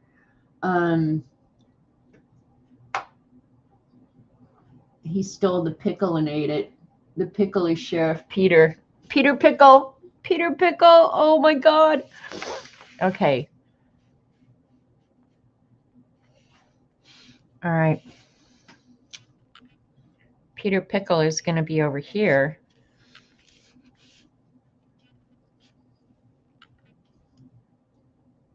We're going to do an interview with Deputy Sheriff. I don't even know if they have deputy sheriffs in Kiryat Yam, Israel. Interview with Deputy Sheriff Peter Pickle. Where he's going to talk about Oliver's or Ollie or Otto's. Ollie oxen free. My God. I'm writing it down because that's funny to me.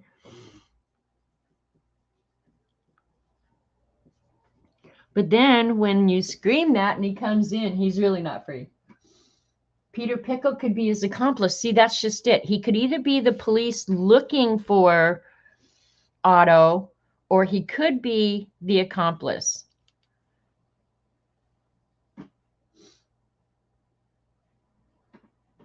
It probably will end up there, Jasper. That's funny. Dante is the one in the air balloon. Yeah, we haven't figured this out yet, but we will sooner or later, because talking about the pickle and Otto is too much fun here. Okay, so he's wanted for eating or disrupting the giant mushroom. Now, one thing we need to address is some of us, having had a more raucous youth than some of us others, may be tempted to try the mushroom. Do we need to address whether or not the mushroom had hallucinogenic effects? Ollie is in quite a pickle, isn't he, Jasper? Okay, so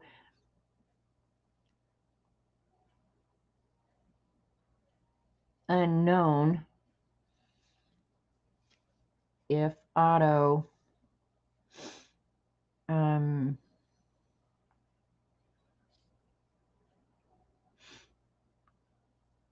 has experienced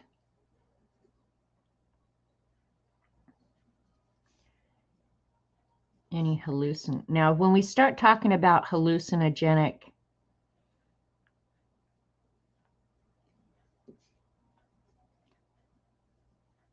effects from the famous mushrooms,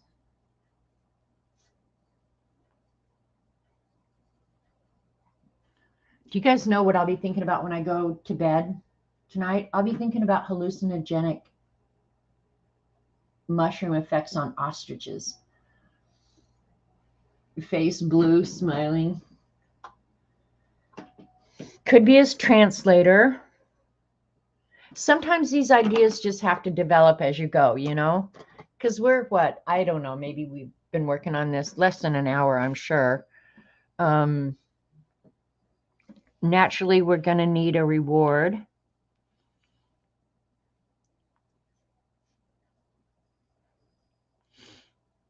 Reward offered. And what would be, oh, you know what? I need to find what the currency is. Because we try and make it as realistic as possible when we're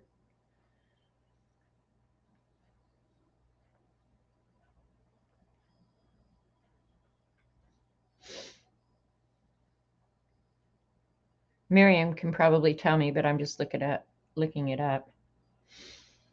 The monetary unit of Israel is shekel. Shekel. Shekel. Because there's two spellings. We can use the Q spelling. Yeah, let's use the Q spelling. Now, see, I learned that today too, because I didn't know that. I don't know how it's going to help me in life, but okay, she spelled it with a K, so we're spelling it with a K.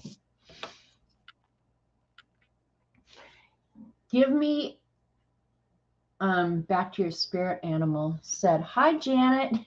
Tell my spirit animal hi and hug her around the neck until she coughs. With that rating, it'll be PG. That's okay. Look at, here's Lena. Otto wanted dead or beaten for doing hit and runs on innocent people in the town, then running from Peter Pickle, and while trying to hide, he unfortunately stuck his head in the rare mushroom. Look at Lena just did the whole story for us. Dead or beaten. Okay. I'm just going to have to come back and get that later, Lena. Is there a ruler involved? Was this an organized crime? Hi, Cat and Paste. Hey, Lena.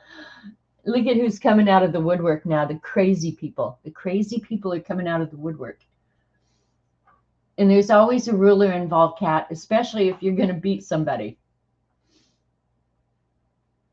How's it going to help you? We're going on Jeopardy. I wouldn't mind going on Jeopardy. I'd humiliate my dumbass self, but I would so love to go on Jeopardy. I'd be the goofball who forgot to answer the question answer it in the form of a question, and they'd throw me out for that. All right, let me get down to new comments. Oh my God, we're all the way back here. That ostrich will be in my fridge for 2 months of food. We are putting the pickle in, Diddy. Somehow the pickle is getting in there. The pickle is either going to be his accomplice in the crime that he's committed, or he's going to be the sheriff. Or what is a ruler? What? Diddy, I'm going to hit you with a ruler. Okay, Lena said that he was running from Peter Pickle while trying to find. He unfortunately stuck his head in the rare mushroom.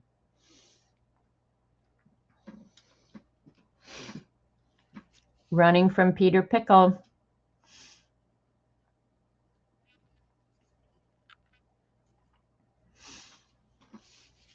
Okay, I have to come up with an amount. Okay, we're just going to do 5,000. I have no idea what the exchange rate or anything else. Answer on Jeopardy. Answer on Jeopardy, you goof. All right.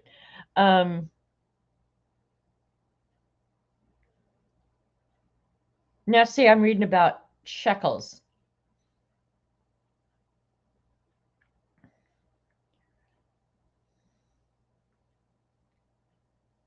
Okay, $1 is worth 3.82237 Israeli shekels. There you go. Learn something else. Yeah, if he's going to be the sheriff, he will definitely have to have a gold star. So I'll write myself a little note. Add gold star. All right. Where's page 1? All right. So page 1 is an article about Hannibal is going to be a family member of Otto. That actually looks like a girl to me, but we can make it either. 87 cents American or 8700 Canadian. That's crazy.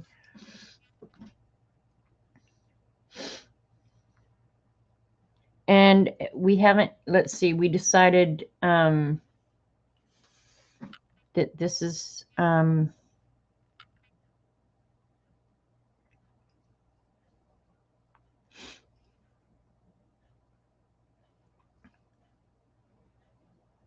just trying to think because I want it. Peter Pickle captured Otto, and the jail is a giant pickle bear. See, look at Lena. She goes cuckoo. I shot the sheriff, but I did not shoot the deputy. Hannibal is part of the rainbow flag. Hannibal is part of the rainbow. Oh, it looks like a girl, but it's really a guy. Well, Hannibal could be either name, right? You could name a girl Hannibal, I guess. But she looks female. It looks female to me. I'm not sure why we decided on Hannibal. And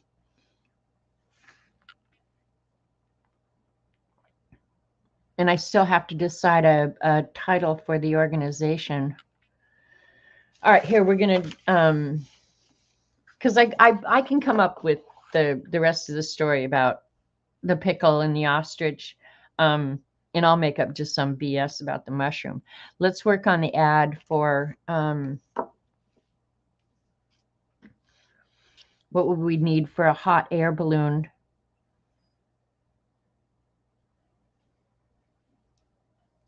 Okay, we'll have to do the price in shekels again. I'm using the $sign. Hannibal to cannibal.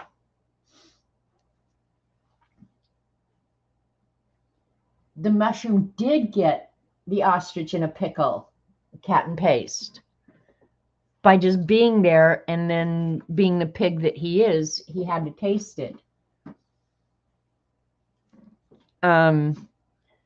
So the cost to ride on the, another thing you guys can do, I always do mine real small because I have so much stuff I want to put in. But like on this one with the hot air balloon, I probably am going to end up doing kind of an ornate border around the whole thing so that it's a 2-page spread. But you can change the size of your type. What'd Pixie say? Ah, she could be Hannah Bell. Oh. All right, Pixie. We're going to change her name to Hannah Bell. And I won't take credit for this. This is a joint venture. Remember, I don't know how many of you are still around, but years ago, we actually did several zines as a group effort for, well, we did one for Dee Dee that was a group effort for her birthday where we have that menu for what's going to be at the party. That was so much fun. This is kind of the same thing. Okay, so I like that we're using foreign money. I feel so sophisticated. So it's going to be probably 15 shekels per person. Would not be too much to ask for a hot air balloon, would it be? Yeah, CB was probably there when we picked out stars that were going to be there. Sean Connery, we picked out one of the menu items was a Sean Connery something or other. It was so much fun.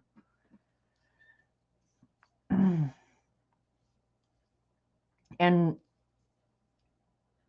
you will be able to observe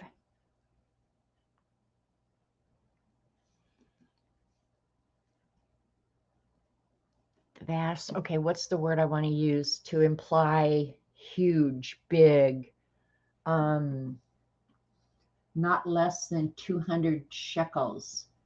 Not less than 200? Are you kidding? Okay, 200 shekels it is.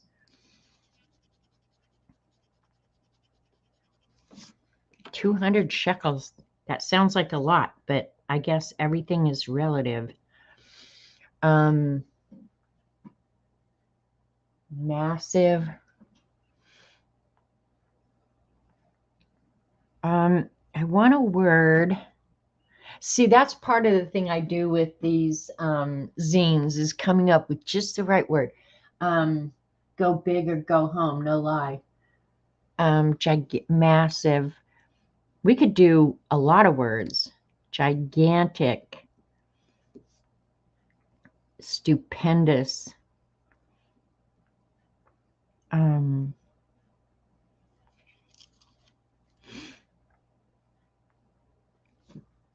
I'll think of the word a mega bunch. 200 shekels to go in a hot air balloon. Who would have thought?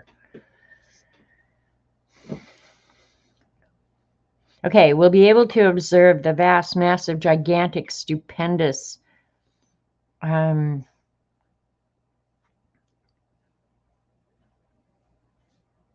maybe I'll put vastness at the end of this remarkable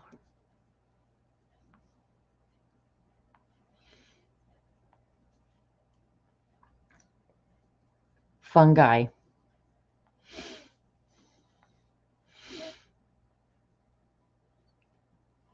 Reports. Okay, now that one in Oregon, that they said is the largest one on the planet. Do we want to go larger than the largest one on the planet? Colossal. Colossal.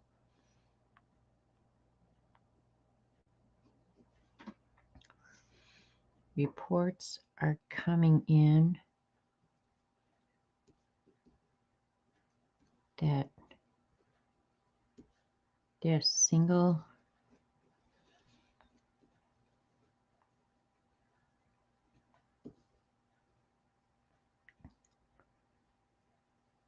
covers a span in excess. I think we should go 2,500. Mammoth view of the fungi shaped as something funny. See, that's just it. Where do you stop? When you start doing this stuff, you can just like go forever.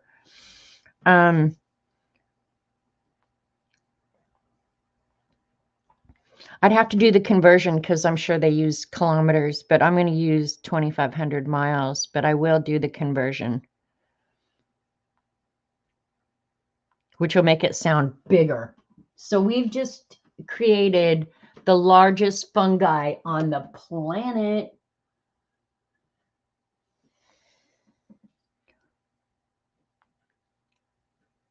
It must be viewed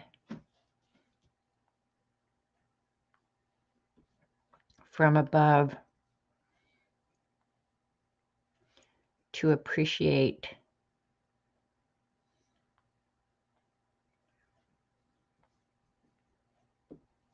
its vastness. I'll change the wording, but it'll be something like that.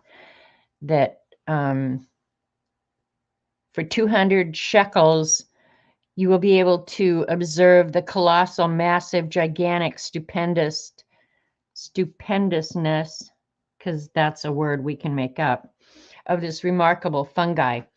Reports are coming in that this single organism covers a span in excess of 2,500 miles. It must be viewed from above to appreciate its vastness. Yeah, I'll play with the words for sure. Fungi.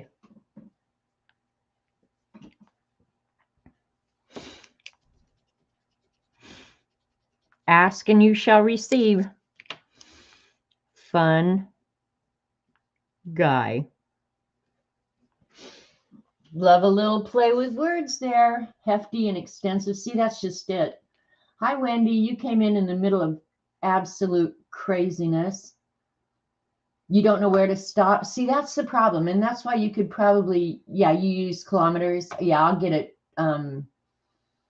converted, Miriam. Yeah, it's hard to know because when your imagination starts going and you're crazy with words, you can really go on forever. So, and in this article, I haven't decided if we're going to do whether or not it's hallucinogenic. Oh, you've been here the whole time? Okay. Dante, the driver of the hot air balloon. Okay.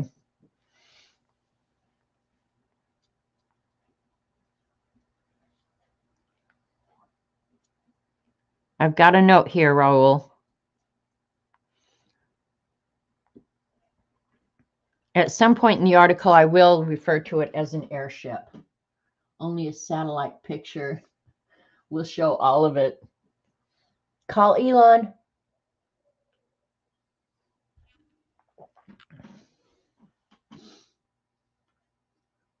I just said 2,500, Miriam. No, we don't want to talk about drones because we want people to ride in the airship piloted by Dante. A drone would spoil all the fun. Oh, you know what? If you're going to go up in a hot air balloon, what would be better than taking a hallucinogenic mushroom before you went? That's what I want to know.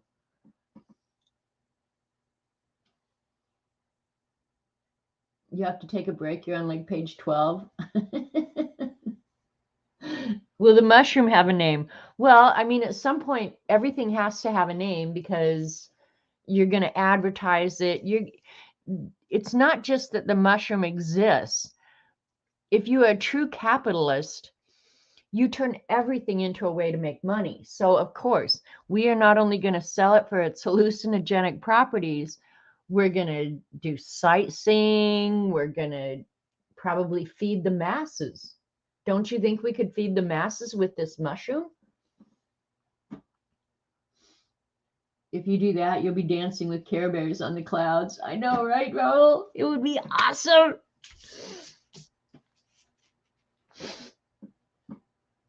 I'd eat the mushroom and want to start dating Peter Pickle. Oh, I'm out of coffee. It's a serious day. It is so fun when everybody adds their ideas. I know, it's like, where do you stop? Oh my God. But the giant mushroom is discovered, and it's going to be at Kiryat Yam, Israel. We haven't decided if it's hallucinogenic yet.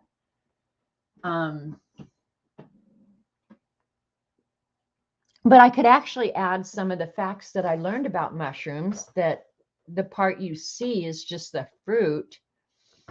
And actually, by eating the fruit, and that's why I'm thinking we couldn't really get him for eating it, because if you pick a mushroom and eat it, another one does come back. It's like the fruit. So if his arrest is going to have something to do with the mushroom, it's going to have to be in some way damaging it. You know, like, did they discover that ostrich urine kills mushroom fungi? What? What has to be, Terry? I've moved on to other things.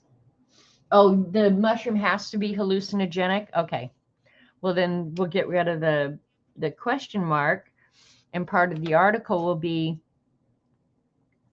parents are concerned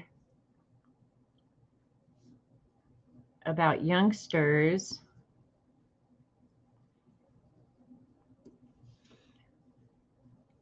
testing the hallucinogenic, and I'm not even sure if I'm spelling these words right, properties.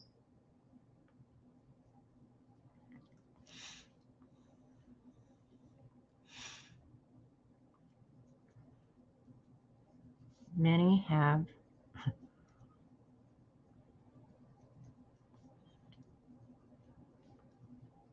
otherworldly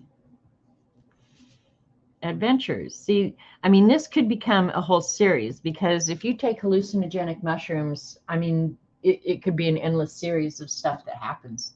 Hi, little red wagon. Oh, mushrooms. There you go.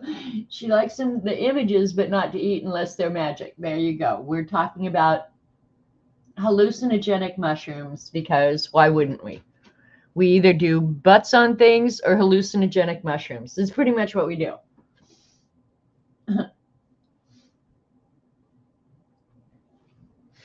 And of course, this will be more colorful. I will add more color, and if I have, you know, like this one, he will be just like he is. This one will have an article.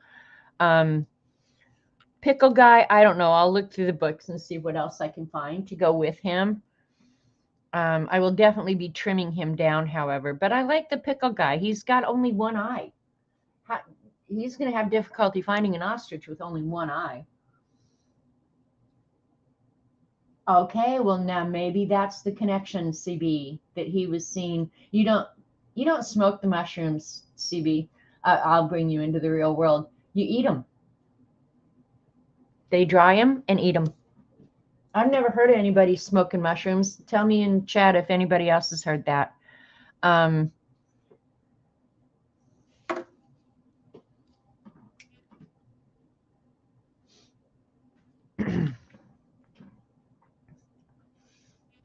Yeah, because, we can't have him eating them, because then he's just going to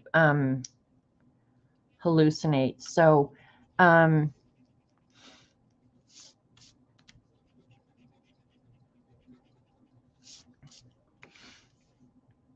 going to put bank robbery in here. unless I can think of some other better crime. It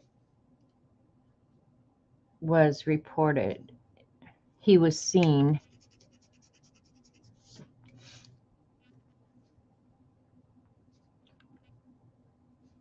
partaking is a good word. Okay. He's wanted for whatever crime, period. He was seen partaking of the giant mushroom, see page 2. Unknown if Otto has experienced any hallucinogenic effects from the famous mushroom. And then we'll do a list of his also knowns. But I could put the also knowns on this page. So this can go either place. You see 2 eyes, you're not looking right. He's got a space for an eye, but he's only got 1 eye. Let's see if I can. This eye is just blacked out. It's almost, yeah. See how there's no white to his eyes except a highlight? He only has 1 eye. He shot the sheriff, and that's, shot the sheriff. And then there's a whole song. Barbara, could you sing us the song? Wanted for shooting Sheriff Pickle.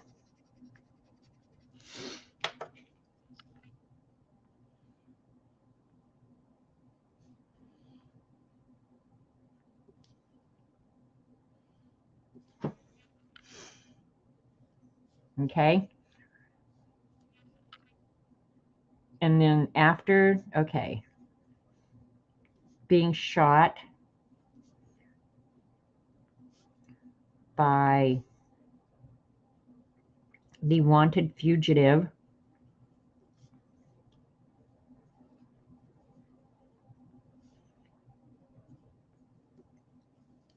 Otto,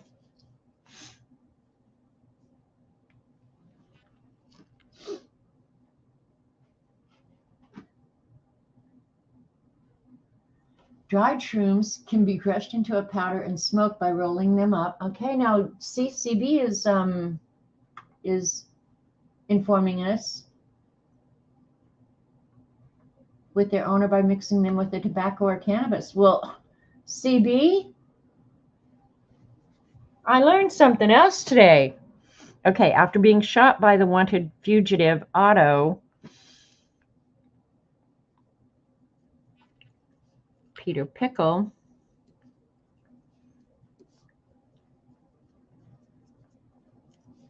is thankful to have only lost 1 eye. See, Peter Pickle is a good guy. He's very uplifting and positive. Hey, Devin, I showed your zines, and look what Dee Dee made me remember because I'm such an airhead. Your hot air balloon and airship is going to end up in my second zine. The zine was awesome, and thank you for all the extras. You remembered my love of the Queen. He's thankful to have only lost 1 eye in the incident.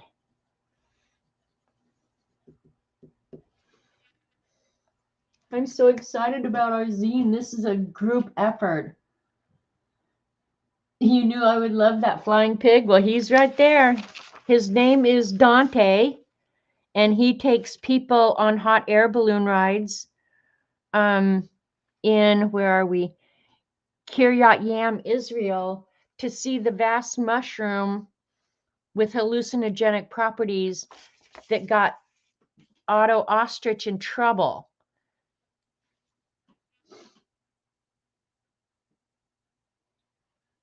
If you think we don't have important business going on around here, Devin, you are so wrong.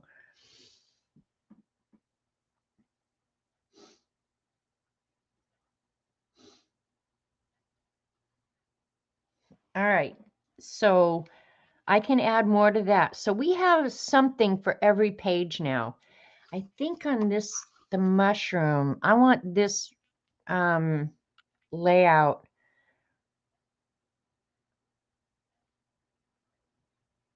to be more colorful. So I think on this one, I may add some flowers or I don't know what I want to add with it, but I think there'll be more art on this, whether I have to draw it or whether I use stickers. The reward for catching the ostrich is 5,000 shekels, Jen. Because this is all so realistic that I picked an actual place and money. See, now, if I wanted to do volume 2, that is something that Otto would see in his hallucinogenic state. And that's colorful and it's pretty. Because if you eat of the mushroom, you cannot, oh, there's another hot air balloon. You cannot trust what you're seeing. You're exhausted. I'm so not surprised, Devin. I'm glad you took time to stop in, though. That's awesome. I'm just trying to look what else I could put around the mushroom, because my article will just be small over there. So mushrooms, I think, generally grow in forests. So if I could find a sticker of, say, I like that potato too, Mr. Potato Head. Find like a little fairy or somebody who tends to the mushroom. Okay, I'm going to keep that in mind as I look through these books, that I'm going to look for a little fairy.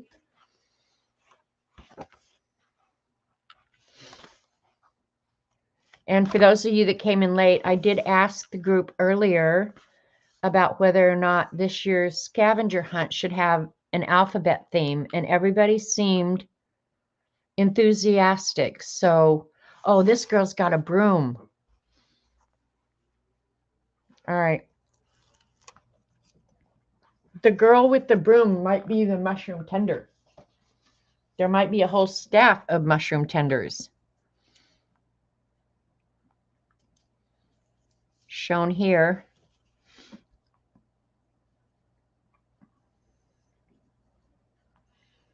With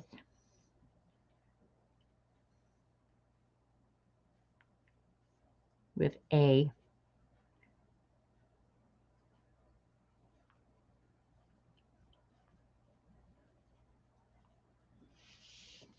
Okay. With a fairy, that shroom will be magical for sure, right? If I could find, if I will keep looking, because these stickers, they don't stick really down hard, so I'll be able to move them all and everything. So yeah, if we can find we found somebody to tend the mushroom, but I'm still going to be looking for little fairies or, I mean, I could go ahead and I have tons and tons. Let's see. In the botanical book. No, the bees, the birds, and the butterflies. Yeah, this will be the best book for just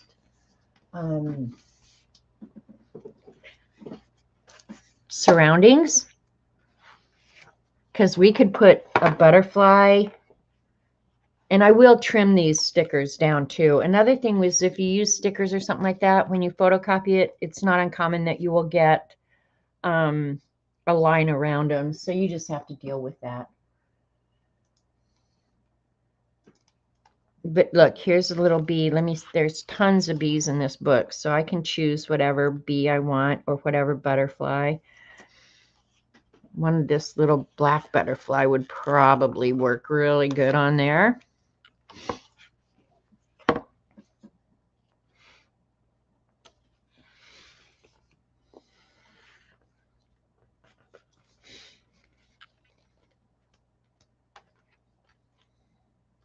Just looking.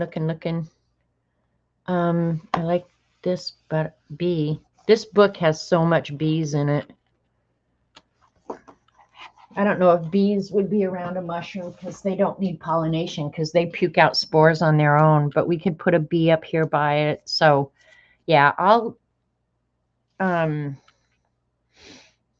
I'll add more stuff as space allows. Have some water.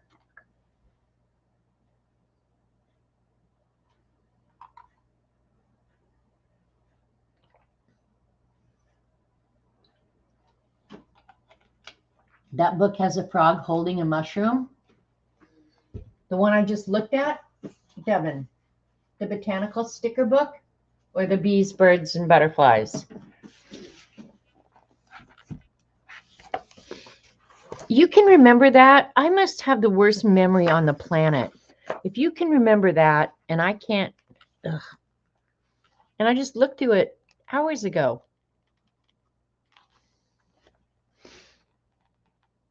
I wonder if it was this one or the other one that she was talking about. A frog with a mushroom, frog with a mushroom.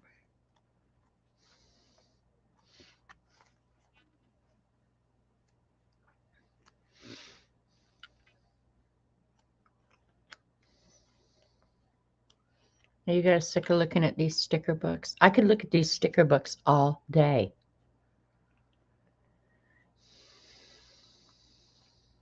You'd think there'd be another ostrich on that page.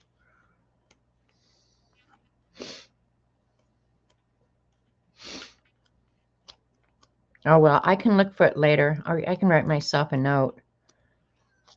But a frog holding a mushroom could be way cool.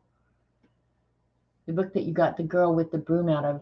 Oh, okay, then that would be the other book. I think this one.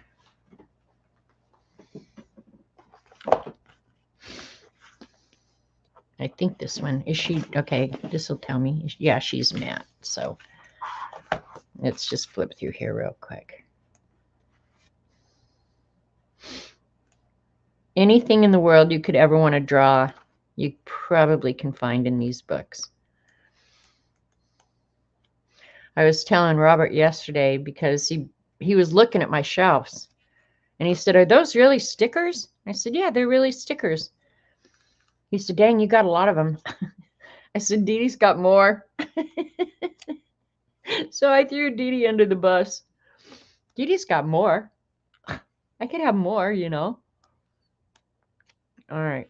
You're looking for a frog with a shroom, girl. Pay attention.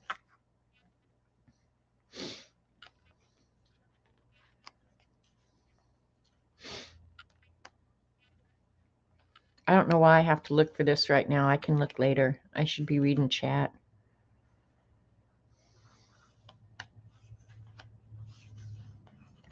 As you guys are coming up with more and more and more ideas.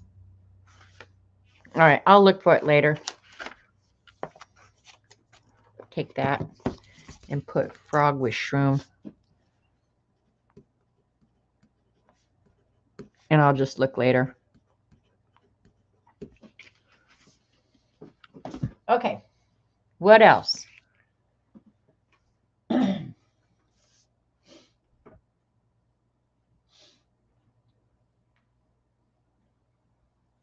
It is easy to clean when you live in a minimalistic house. Note to self, looking exactly. That's what I have to do, Kat. That's not even funny. Wait until you get my age. You're just going to go, man, I so get where she was at. Yeah, the in-between pages are amazing, Raoul, for sure. Yeah, I love those books. All right, I'm just going back in chat.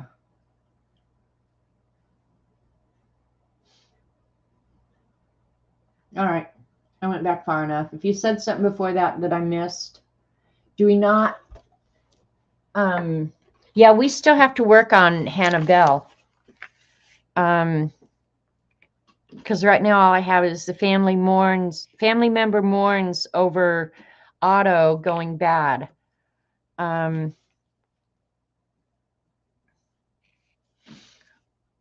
write it on the back. Because I think that we might have to give him a last name.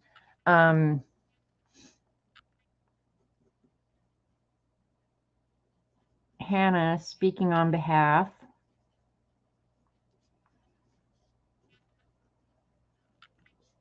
of the well-respected.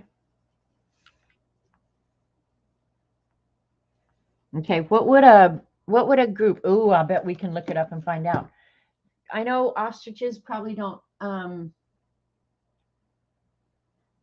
travel in packs, but what would a group be called? Like a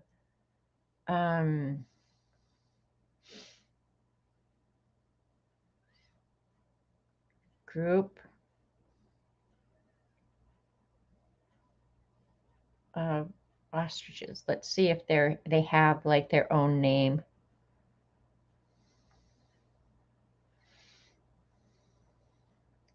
Okay, they're called either a flock or a troop is a group of them. Or it could be a herd. Or, oh, now see, what is a group of ostriches called? This is from the Safari Ostrich Farm. Some people say a group of ostriches is called a flock or a herd. Others maintain they should be called a pride of ostriches, as there is no one, a troop or a flock. Look at that. Hi, Teresa.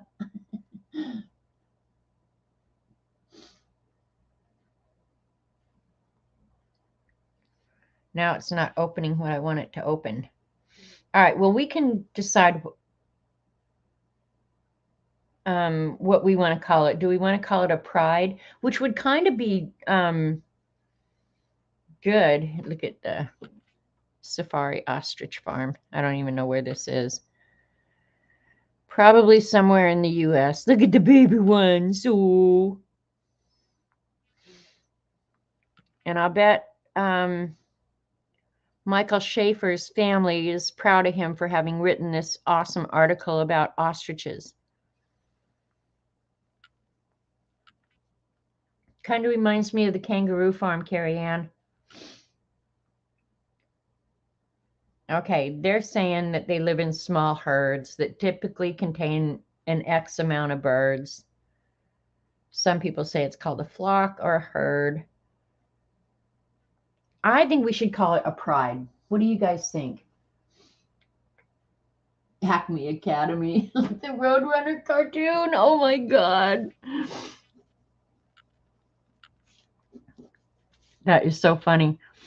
Hannah, speaking on behalf of the well-respected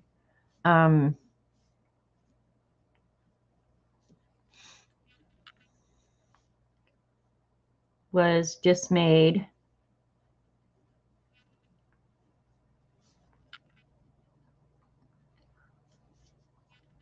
because Otto had so much promise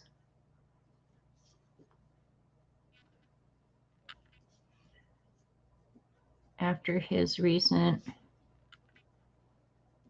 graduation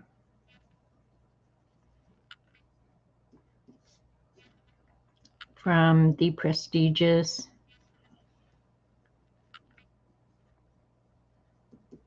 Acme Academy.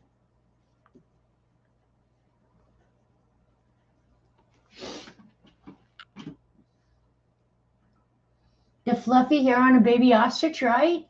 Is Dee Dee taking off? Yeah, we're not gonna last too much longer, and then by next Monday I should have this done. All right, he went to the prestigious Acme Academy, and his pride is dismayed at what has become of Otto.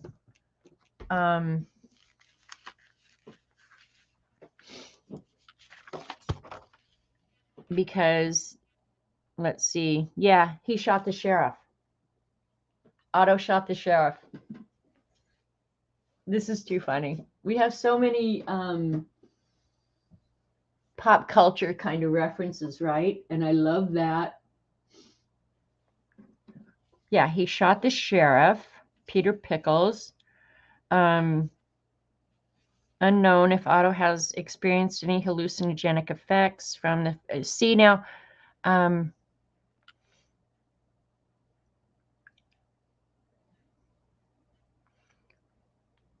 okay, I've got to rework this somehow. Oh, he was seen partaking of the giant mushroom. Unknown if he experienced any hallucinogenic effects.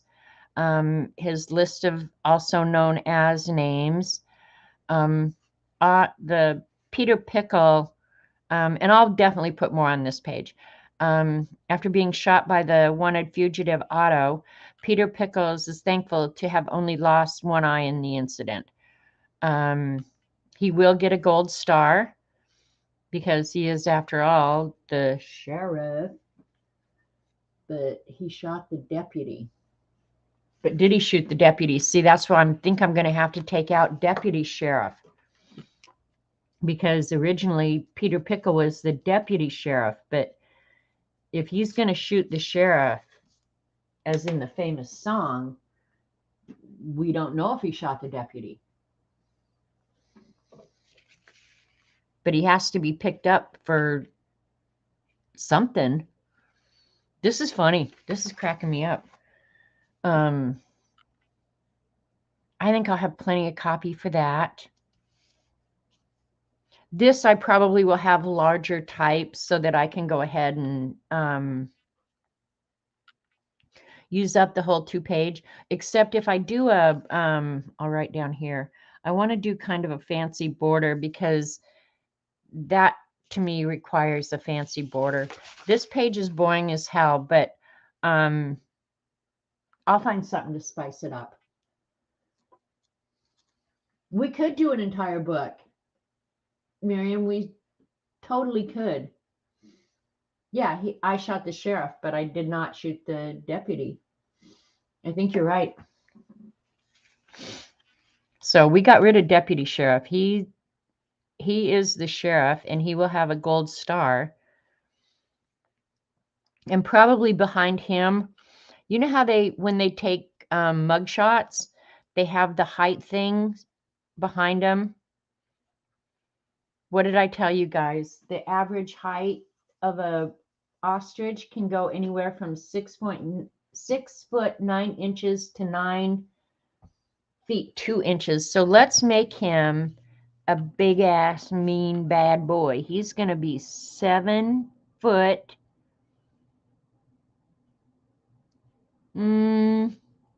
6 inches. So he's almost 8 foot.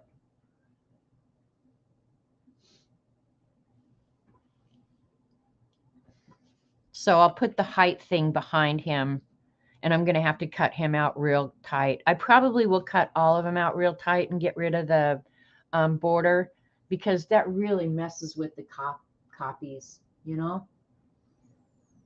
So, all right. Jasper and anybody else who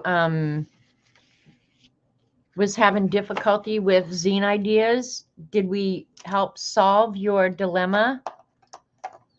Do you see how you don't have to think so linear? Should we give him a number? Let me look up what's typically in a mug shot. God, I can't even imagine. Whoever's monitoring my searches must think I sit here and eat hallucinogenic drugs all day. Mug shots. 1 minute I'm looking up ostriches. Next minute I'm looking up monetary currency in Israel. Now I'm looking up mug shots. Let's look at the images. Well, that's weird. Some of them have, like wonder what this, is that Bill Gates?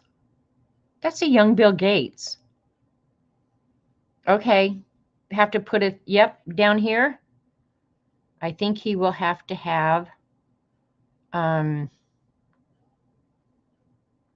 identifying plaque. I'll have to make that and put it around his neck. That is, now I want to go read that article about why does Bill Gates have a mugshot? Is when he stole the software from IBM. I love rulers, but there's nothing linear about the way I think. That's absolutely true. Let's see what else I can find.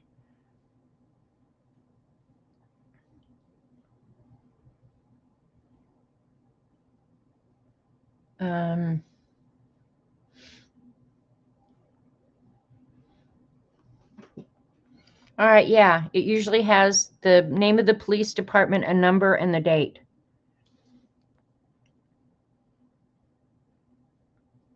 Police department name,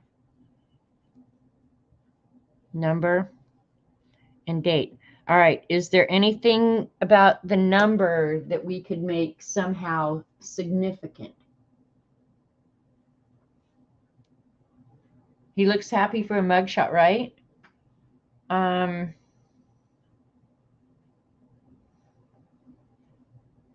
This poor girl, Barbie, Venice. Oh, that's funny. Yeah, she probably flashed somebody on the beach. That's what I would not get picked up for. All right, let's go to the next page and see what other. Do you guys have, I haven't seen one here for years, and I'm sure the price has gone up where people wouldn't buy it anymore, but we used to have like a tabloid kind of newspaper thing of like all the crimes for the last month and pictures.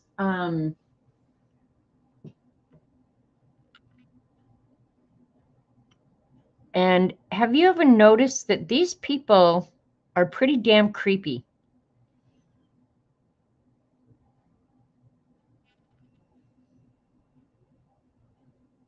All right, now I kind of know, so I know what I'm going to put on it. Frank Sinatra, Rosa Parks, Al Capone. Look at this. That's funny as hell. Some of them just have a number, and then some of them have that black thing. I'm going to make mine like the black thing that has the letters you stick in it. Frank Sinatra apparently was arrested in 1938 for seduction and adultery. Can you imagine? Oh, Lord, don't put him on a t-shirt. Monkey Island is the police department. No, Monkey Island can't be the police department because remember, this is out of Kiryat Yam. So I'll have to probably go research that. She was spanked. And then she slapped the guy. Kind of me too, Devin. Of course, I'm on StreamYard chat. So, yeah. All right, you guys, we've probably done about enough damage. I have to figure out what we're going to eat tonight because I have no ideas and I have no leftovers. So if you think of anything else that needs to go on here in the next day or two, hit me up on IG. Next Monday, I'm planning on streaming, except that Robert's granddaughter is supposed to be here on the 25th. So I don't know if she's coming in the morning. She's driving, and it's about a 3-hour drive. I don't know what time she'll get here. So I'm just going to kind of have to play it by ear next Monday. Are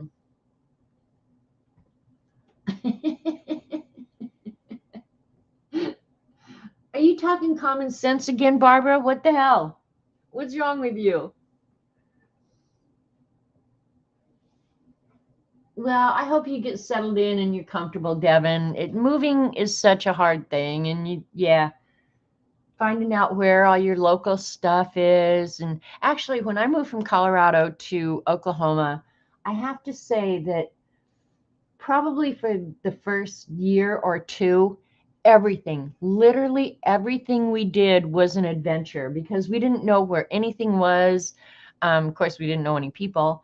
So everything we did was just like one giant adventure.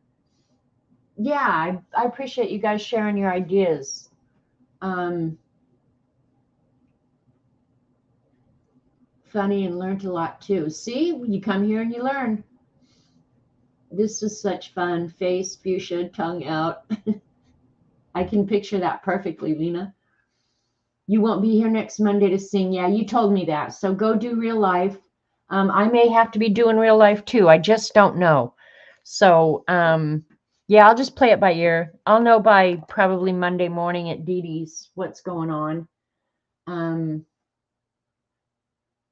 Okay, so you just moved from outside of town to into town. So yeah, you won't have to go through all that. But yeah, when you move to a whole different state and location, it is nothing but adventure.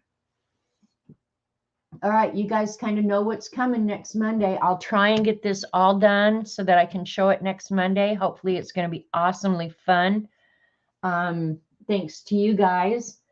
And yeah, I'm going to go figure out something to eat. Thank you, Kitty Cat Jan. All right, Dorothy. Thanks for coming. Thanks everybody for coming. And next Monday we'll have a surprise. And thanks all who got their zines in. Get them in the mail. All right. Love you guys. See you. Bye.